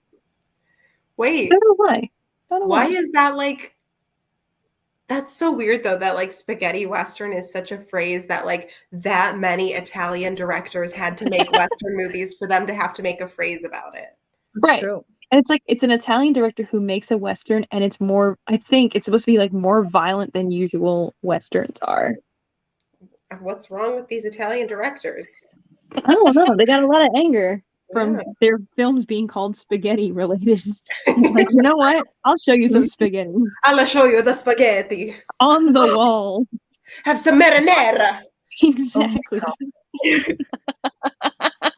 All Julia's the fake blood in the canceled. movie is marinara. That's actually such a funny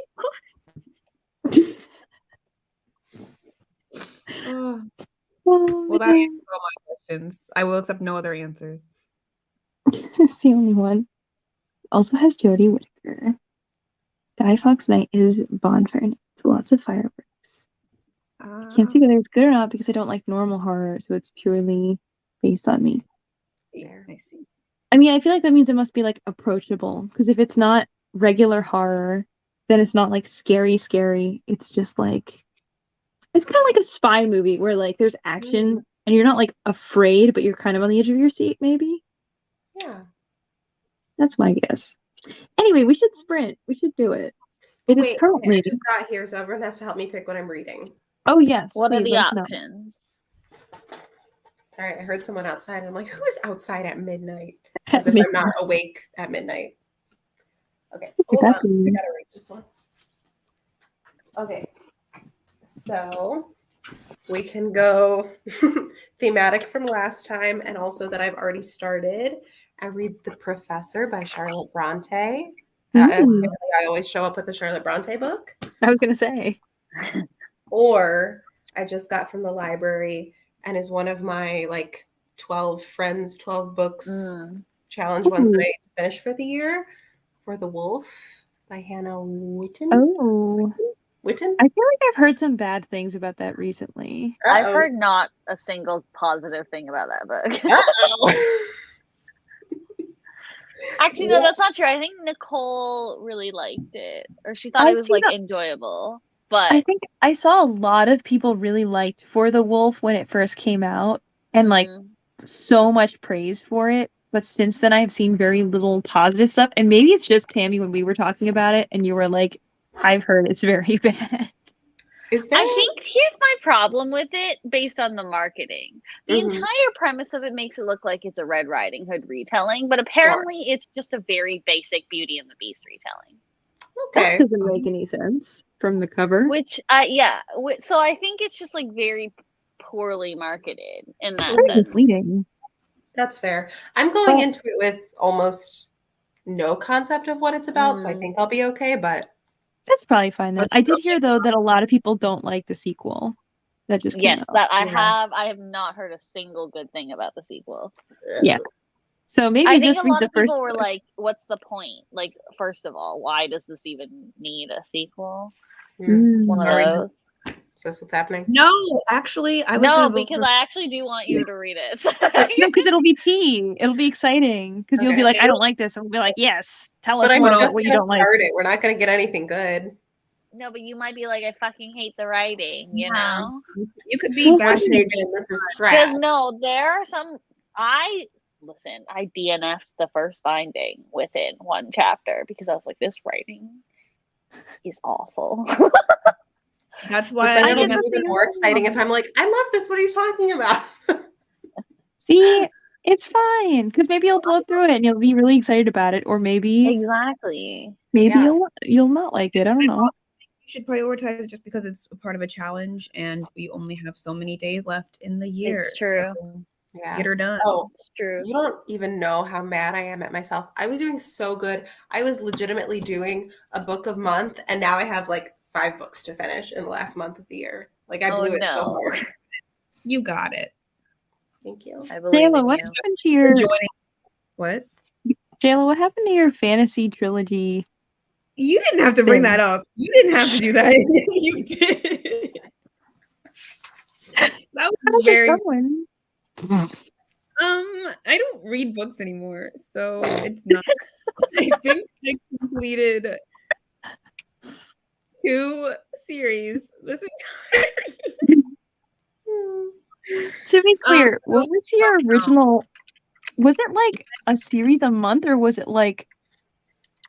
Yes. My goal for this year was to complete. Like, I have a bunch of completed series on my shelf, and I wanted to finish 12 of them in this year. So, like, I had started the Poppy War. I read 2/3 of the Poppy War, like the series itself. I read Strange the Dreamer, Muse of Nightmares. I read the Winter's Curse trilogy. So, like, those are all series that I was working on. I was reading. I finished 2, and then I kept starting series and not finishing them. So, but that feels like progress in the right direction. 2 out of 12 is bad. But Better than 0. It's really bad.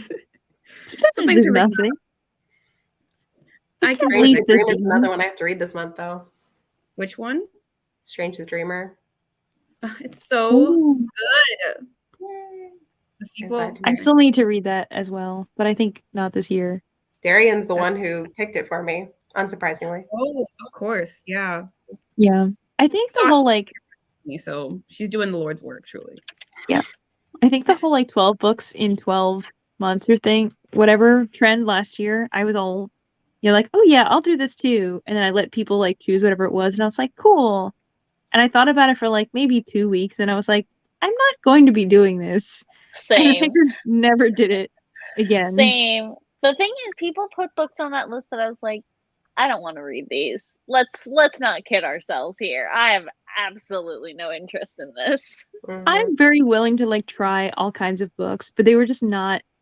I don't know what it is. It's like I really like to make TBRs, but I kind of feel like when I put something on a list, it makes me want to read anything but that thing. You know what I mean? Where I'm like, here's my TBR, and then I'm like, but here's this very seductive mood read over here. I'd rather read this than anything in this stack. Correct. Yeah, I just think and it's also like I simply won't read it because someone else wants me to. That's the whole thing. Yeah. And especially because it's like sometimes people put books on there that like they didn't put it there because they think you'll like it. They put it there because they like it. Yeah. You know? Yeah, I suppose. I guess for me also the other side of that coin is like I really want to do like reading my friends' favorite books as a vlog. So I really want to like have the time to space it out and read those together or something and like vlog it together. So I feel like when it's part of a challenge, I'm like, oh, let me vlog my 12 books in 12 months challenge. And I'm like, but that's a thing I'll already be talking about in a different.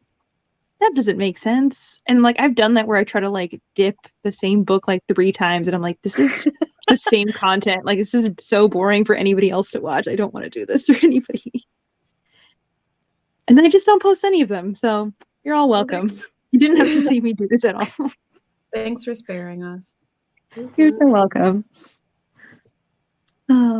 Yeah. I have like a very long video of me complaining about Catherine House that I still have to edit. So we'll see. I want to read that one. I feel like I'll like it. I know most people don't, but I feel like it's the kind of thing that I will like. It's one of those books where it's like so divided that I don't know which camp I'm going to fall into. Because sometimes everyone loves a book and I'm like, I think I'm going to be the weird, like dissenting opinion. And then there's other times where so many people hate a book. I'm like, I feel like I'm the girl who's going to love this book. Sorry to all of you. But this one, I don't know. I definitely thought I was going to love it because I also knew about like the polarizing nature of the book. And I figured it's like an academia setting and they have this whole thing. Like I love the whole, like you come here and you're not allowed to talk to anybody in the outside world. And like your whole life is inside of here and that creepy, like cultish religious type of vibe or whatever to it. So I was excited about it, but I just felt like nothing happened at all. And that's always what annoys me where I'm like, I would like a plot, even one, just one at all. And if you just don't give me anything to even care about, then I'm just not interested. Like I have nothing to think about. Twist. Please, can I have please, can I have a plot? Like I'd like anything if you could just give me substance. So I don't know. See, whereas I'm like, I hear people talk about it and I'm like, this is gonna be the greatest no plot vibes only book. Which is one of my favorite genres. I can only do that when the characters are like so strong for me. Like I have to love the characters and then I can do vibes only. Yeah. But if it's like no plot, no characters, we're just vibing, I'm like, why am I here? That's kind of how I felt about it, where it's like, depending on the book, I could go for a vibe. I generally am very plot driven, but like I just didn't connect at all with the character, where I'm just kind of like, why are we following her of all people? And then there were like too many side characters where I was like, I can't remember who anybody is anymore because I've just lost interest. So I don't know. This was like, Tammy, we were talking about if we were villains, which I know you love very much. I really liked it. Pointing to me. No, yeah, I know you loved it very much, but I think we were talking about it where you were like, I think there are like so many extra characters, like these guy characters, but they all kind of just blend together in my mind. Yeah, they're all one person in my mind, but I still really liked it. I still gave it like 3.5 stars or something, and I still think it's 100 times better than The Secret History. Yeah, I think my problem was like everybody blended together a lot, and also Julia, I was also messaging you where I was like, "Who is Banquo? What is that?" And I was like, "Let me tell you about my husband, Banquo." Exactly. So it's like I feel like I'm missing important context. No, but see, that's very interesting to me because the moment the book presented each of the people as like their archetype on stage, then I instantly was like, I can keep track of everyone. We've got our ingenue, we've got our like sexy lady, we've got our tyrant, we've got the villain. Like once I had all of their stage roles, yeah. I did appreciate that. I really liked how the like stage aspect bled into their real life. Like I really liked that. But then in my head, I'm like, they're just all generic white boy names. I don't remember what anybody is called because I'm like, oh, this white guy and then this other think white guy. Richard They're all was called a Richard. person. No. But then Richard is also a guy in the secret. This is the thing. And Yes, between the that is secret it. It was history, though, because I think it was on between the purpose. secret history and If We Were Villains, they all have the same name. And I'm like, if they're not a Richard, they're a Everybody's got a Benjamin or Richard. something, or like I don't know. And I'm just like, I don't like this. Or they're a Henry All I remember or a is that there was a Harry. Richard, and I think it was a nod to the secret history to be like, you had a Richard, I have a Oh, Richard. That's And a then- very different Richard. Yeah, it was a very different type of person, but I feel like this book was like, I'm going to do commentary on the secret history by being On like the it, but different. Mhm. So, I don't I know. mean, it was much better than the secret history. I'll give it that. And I like that in If We Were Villains, their Richard actually is a dick. You know what I'm saying? So I'm like, that name works. Okay. Like I see what you're doing here. I literally can't even place who Richard is He in was that like book. the mean guy, like the boss. He was the really rude, like, terrible guy who, like, he had a girlfriend and he, like, grabbed her and, like, he left bruises and stuff on her and he was just super rude to everybody all the He was time. the one who had weird vibes with his cousin. You know what I'm saying? Oh, okay. Yeah, now I know. And you know what I'm saying. See? I'm right. The cousin was what did it. Where it was like, oh yeah, him. That's the one. Because I was like, are we supposed to be picking up on weird things here? Because I'm picking up weird things. Oh no. Jayla, are you potentially getting sick? No, I'm just sleepy and tired, so I'm actually gonna hop off pretty soon. Oh, okay. I mean, is- I am also getting relatively sleepy. I know we said we were going to do one more sprint, but I am really tired. We might do like a super short one or something. A 5-minute sprint. Maybe like a 15, 20-minute sprint and then call it. Mm-hmm. Oh, look, my library receipt is in here. I have a built-in bookmark. That's so nice. Oh, perfect. Perfect. Wait. This isn't my receipt. This is someone else's receipt. Oh, the drama. And they also checked out A Court of Thorns and Roses and We Are All the Same in the Dark by Julia Heberlin. Does anyone know this book? I've heard of that title before, I think. It's a good title. I don't know what it is, though. Yeah. That is a That good is title. Range. I love Range. Open it up. Oh, wait. Okay. So if you just finished your TBR, do you post it as soon as possible or do you wait until your normal upload day? I kind of want to wait, but that makes very little sense. I always wait. If it's your December TBR, I would post it as soon as possible. But I also don't know what day, like, what is your upload day? Or do you have a schedule that's like Tuesdays and Thursdays or something? If it's 3 days from now, it's like, yeah, because if it's like my day is Thursday and it's like, well, it's Friday/Saturday. Yeah, that's like, true. Don't do that. But, you know, I don't know. Do it when it feels right. If it feels weird to wait and it doesn't make sense, then don't do that. Mm-hmm. Also, I agree. I got this like Blinks incestual confusion of like. I'm sorry. I meant to say Blinks in incestual confusion. That's exactly what it is now. It's the request of a 15-minute sprint from earlier. Yes, it is. We should make a vlog reading these. A stranger's recommendation. Oh, the library receipt? Is that what we're talking about? I that think could so. be interesting. Well, I already have one in my possession. I have already read A Court of Thorns and Roses, unfortunately. Okay, wait. I did look up the other one. We are all the same in the dark. Also, it's hard to call a recommendation considering that they're reading usually for That's the first a raw time. line. We are all the same in the dark.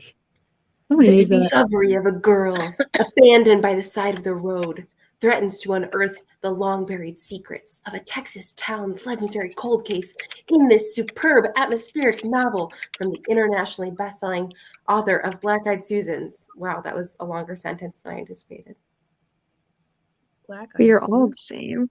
It's And a thriller. It certainly is. Trumanelle Branson. Interesting. Is that the character's name? That is the character. Well, Uh-huh. that's the girl who disappeared years ago. And the town's youngest cop is Odette Tucker. Oh, I'm gone. Where am I? Oh, I thought you did it on purpose. No, I did nothing. I looked taken up and I out. was poof. She was like, I don't want to watch me reading. Yeah, don't witness this. As you sit on sprints. Don't But look at me. the likelihood is actually reading today. Being perceived. Yeah. I like to upload Tuesdays, but let's be honest, I haven't posted in months. Also, it's like anyway, so how much worse is an extra 3 days? I mean, Yeah, I but feel you on that, it's- but if it's your December TBR, I honestly would get it out kind of as soon as possible. Because I feel like if you're talking about like algorithm things, I post really late all the time, and I just do it because I want to do it. But if I was ever trying to get rewarded by the algorithm, you would have to post it in like the very last couple days of the previous month or the first like 4 days of this month. Yeah, we're in double digits now. Like, you ever notice when people post a wrap up on like day 6 and they're like, sorry, it's late. And I'm like, what are you talking about? Yeah. But like, that's the vibe where like people are very like on the ball, on the schedule. So like they will post it at such a time so that if you elapse past that time, you're almost like just barely running out. And it like, I would post my TBRs like a week before the month ended. And like, it's just the thing that I do, and I don't expect anybody to actually like watch it nearly with the same kind of interest that they would at the beginning of the month, because it's over, it's almost done. So there's just a lot of times where like I will scrap a video because I'm like, I like this, I want to do this, I ran out of time, I'm too late. It just doesn't make sense. But the nice thing is you can kind of always find ways to repurpose videos. So if you had like, for instance, a TBR from a long time ago, you can always do like a reaction where you're like, did I read my TBR stuff? So you can always do those kinds of things after the fact. But if you already have like an edited video, I would just release it when it feels right. So I don't know. That's my 2 cents. And Should we do it by when it feels right, you mean right now? when it feels right? Like when I think it feels right, which is no. When it feels right now. Do what feels It's your right. TBR. Do what feels right.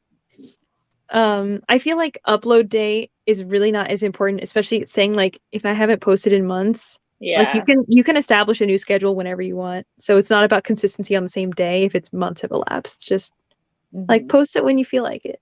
Because if you're still getting into the swing of things, I say as a person who doesn't post often, like you can't wait, just post it when you feel like I did it. And then like that will build the excitement to keep making videos and stuff again. So, and a nice 8-minute video, perfect length. It's great for a comeback. Should we do a super short sprint? It's like 12:30 over here right now. We could read until 12:46. What a beautiful number. Same little ticker comes out. I refuse to partake, so I'm gonna hop off. But okay, like 46 end. Oh, thank you so much. Well, thanks for joining us. Good night. Do it again. It was really fun. Let's do it. Bye. Okay. We're gonna sprint till 46. Cool. Good. All right, let's do it.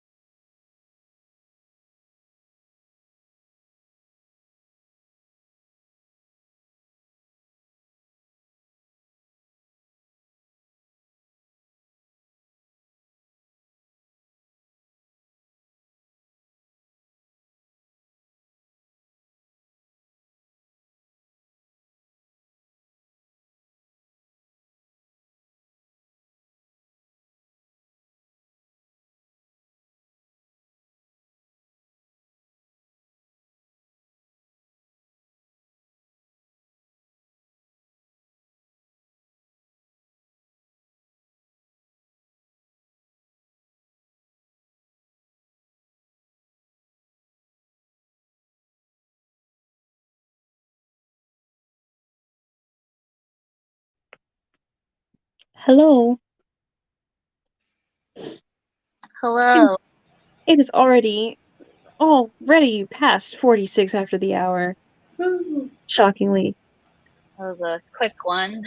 I audiobooked.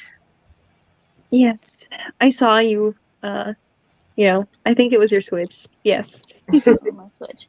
I was eyeing mine. I removed my buttons. I had these like stupid fucking buttons. I think you had these cover caps. Yeah, the little cover caps, which were like cute, but like it was not doing it for me. Oh, I don't think I ever showed you. I don't remember. Did I ever show you what my Switch looks like? I want to see it. I have it nearby. Wait, let me get it. Because I know we talked about this a while ago. I like recently revamped my Switch, and now I've reverted it back to what it was before that. Because I just like I had this like really cute case and everything, and then the pink buttons that like matched it, and I got new like pink covers that matched the case, and then like I realized I just don't. It doesn't feel. It looks cute, but it doesn't feel good, and so now I've just gone back to my. Just like mine is like very, very thin to the degree that like when I showed it, because I think this is like our family's Switch technically or whatever. So like I think my dad bought it, and I was playing on this, and he was like, "Did you buy a Switch?" And I was like, "No, it's the same. I just put stuff on it because I play it the most." Oh, cute! But if you can see, it's like more like cute little star and moon shaped things, and then the back is like this. Oh my god, I love it! Aww. It's super cute. I love it. It's so cute. So I don't have any of the cute little like keycap things because I wasn't sure how they would feel. Listen, I like the thumb grips, but I would not recommend button caps. For fun. Like, wait, full button caps? I don't even know how that would work with this. So I had the, hold on, let me see if I can grab them. I had like little pink ones on here. Like, can you see? They're just like little pink covers. They're like just little tiny things. Oh. But then on the left, this side, I had like a fake D-pad situation. But the problem, which I kind of liked, but the problem with this is that like when you press down on one, sometimes it like presses on the down as well. And it just is messing up my Tetris playing. And I'm like, you can't be messing up my Tetris game. No, like, it's that's just the worst. Unacceptable. And so I just ended up... that they would push you down, which means you're going to fall so much faster than you actually need. Yeah, it's like, because it's not as precise. So it's like if you hit like the bottom of like the side button, it'll also hit the bottom button because it's like all connected now. And it was just not good. And then like the case that I had was cute, but then I don't know, something about it where it's like because like this one, it's like connected. So it like it gives it a bit more stability. Whereas like the other case I had, the case for the body and the Joy-Cons were separate. Yeah, so I felt like it was take them off. Yeah, but then I felt like when I was playing in bed that it was like a little more flimsy. So then I wasn't enjoying the feel of it. I don't know why I get so bothered by it, some stuff like that, but I just get really bothered by it. I mean, so, like if you're gonna be holding it and playing it for hours, like it should feel good. And so that's why I have now reverted back to my pre-makeover Switch. But it still has like the little dust guy and the Totoro. I do. So it's but still super cute. This is what I had before I made it over. It's so still cute. So I bought all the things to I didn't spend that much on it. I bought it from AliExpress for like less than $20. So it's really not the end of the world, but like I don't know. I just hate wasting money like that. Yeah. Any amount of money that I waste, I'm like, I could have just not spent this. Exactly. So... And it's like I only did it like a month ago. Oh Hold no. on, let me try to find it because I think I did it like less than 2 months ago for sure. And I just like realized it was not for me. Oh, that stinks. Yeah. Well, it wasn't the worst. It was okay. I think it's okay, but it's just not I did it in October. And it wasn't as bad before because I was playing mostly Xenoblade, which I mostly put like on the TV, so I didn't notice how annoying it was. But then I started playing other games that I was like playing in bed, and then I was like, I don't like this. Yeah. I don't like this at all. So now we're back to. I'm just hoping I didn't like permanently damage my Switch. with those button covers. No. The stickies that they use were like so hard to get off. For the buttons? Yeah. And I was it basically just like a sticker?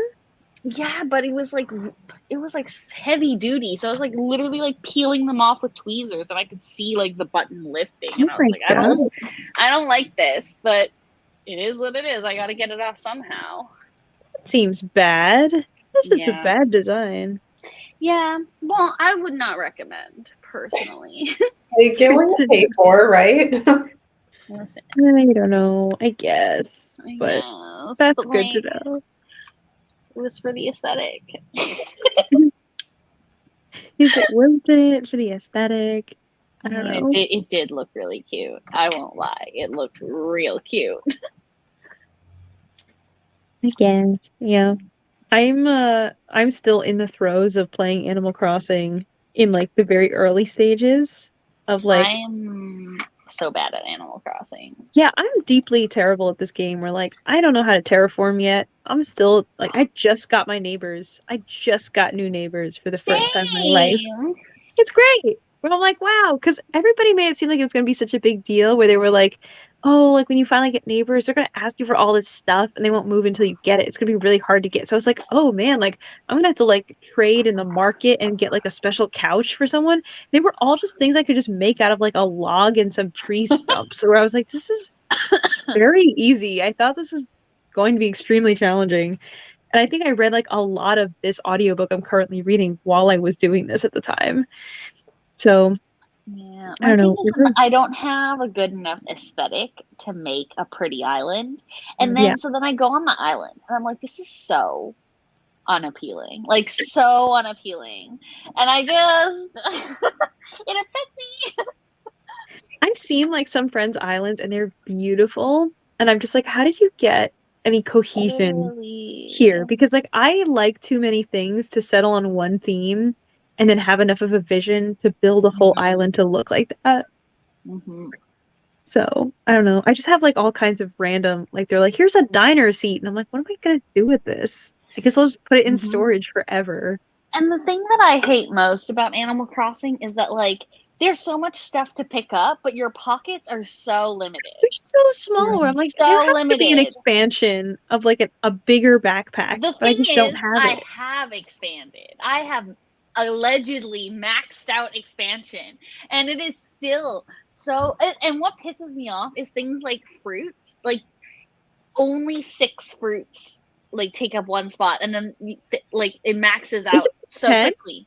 Or 10, whatever. I don't know, whatever. Okay. But like it maxes out so quickly. And so then I'm like, why can't it just be infinitely? Like, why can't like you know all what I mean? apples are exactly. Here. It just makes me so angry. And then the other weird thing is if you talk to somebody and then they're like, you know, oh, I have a gift for you. And then you can like give them like 1 apple. They're just like, I gave them 10 apples. I'm like, I didn't want to give them 10. I wanted to give them 1 apple because I had nothing around. Okay. I have to go picking apples again to get anything done for this whole thing. So, I will say my favorite thing that happens is that when you get stung by a bee and your face gets all ugly. I don't know if that's happened to you before. It happens to me every day. It happens to me all the time. And before I knew how to make my own medicine, I would just go to a villager and I would talk to them and they'd be like, wow, you're so ugly. Here, take this. And they would give you the medicine to fix yourself. Exact experience I had where I was like, I'll either just be ugly forever or I have to talk to someone until they complain about my face and give me medicine. Like the way they say it too, they're like, whoa, didn't you? Yeah, they have like the like reaction. And they're like, oh, what happened to your face? You look terrible. Oh my God. And they just roast you for like a few lines. And then they're like, here, take this. I know. Or it's like if you don't log in for like a while and they're like, wow, haven't seen you in so long. I thought you died. And it's like, I know. Okay.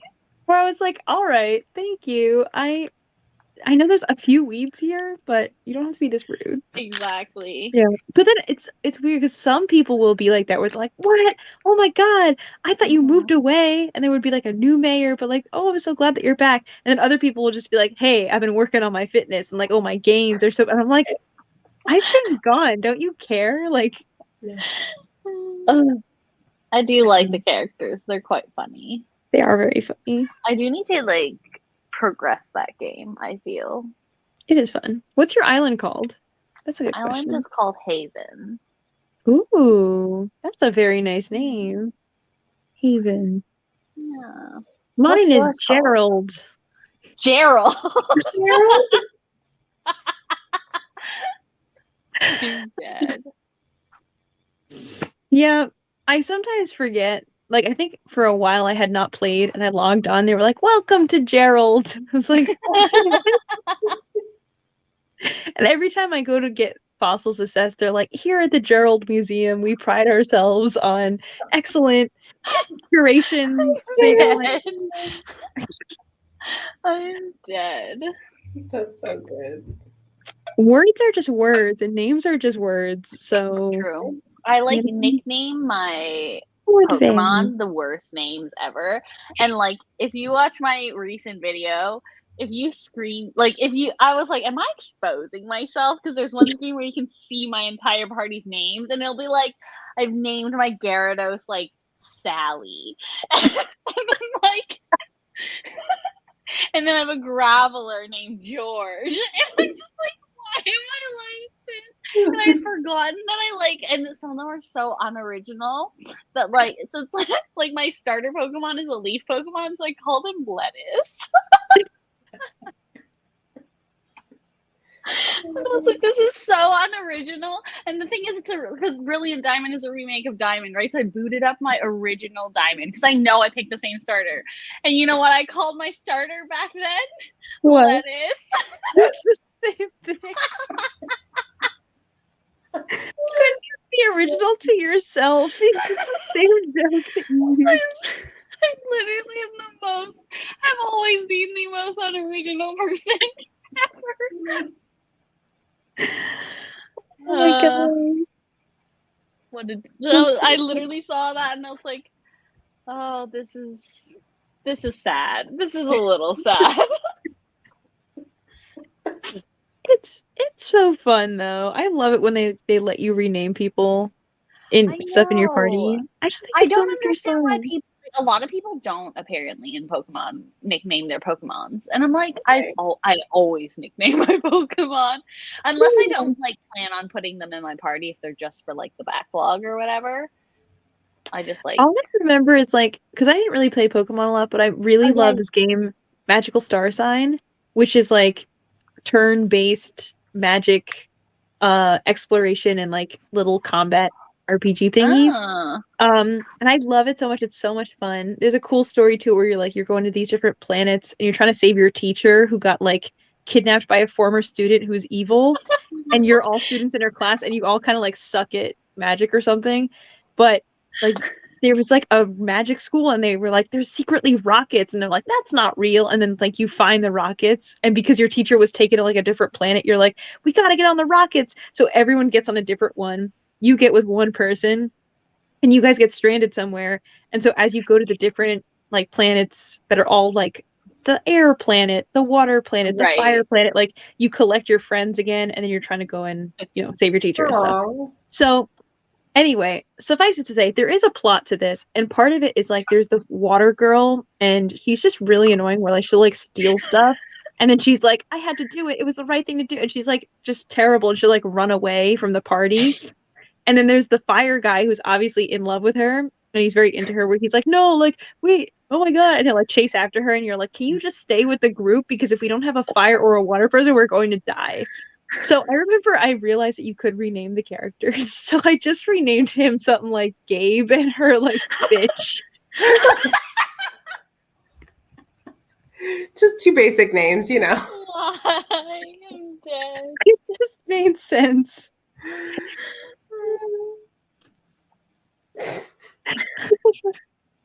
I don't know. It just felt right. I think that save file's still out there somewhere. I don't know. Somewhere in the ether.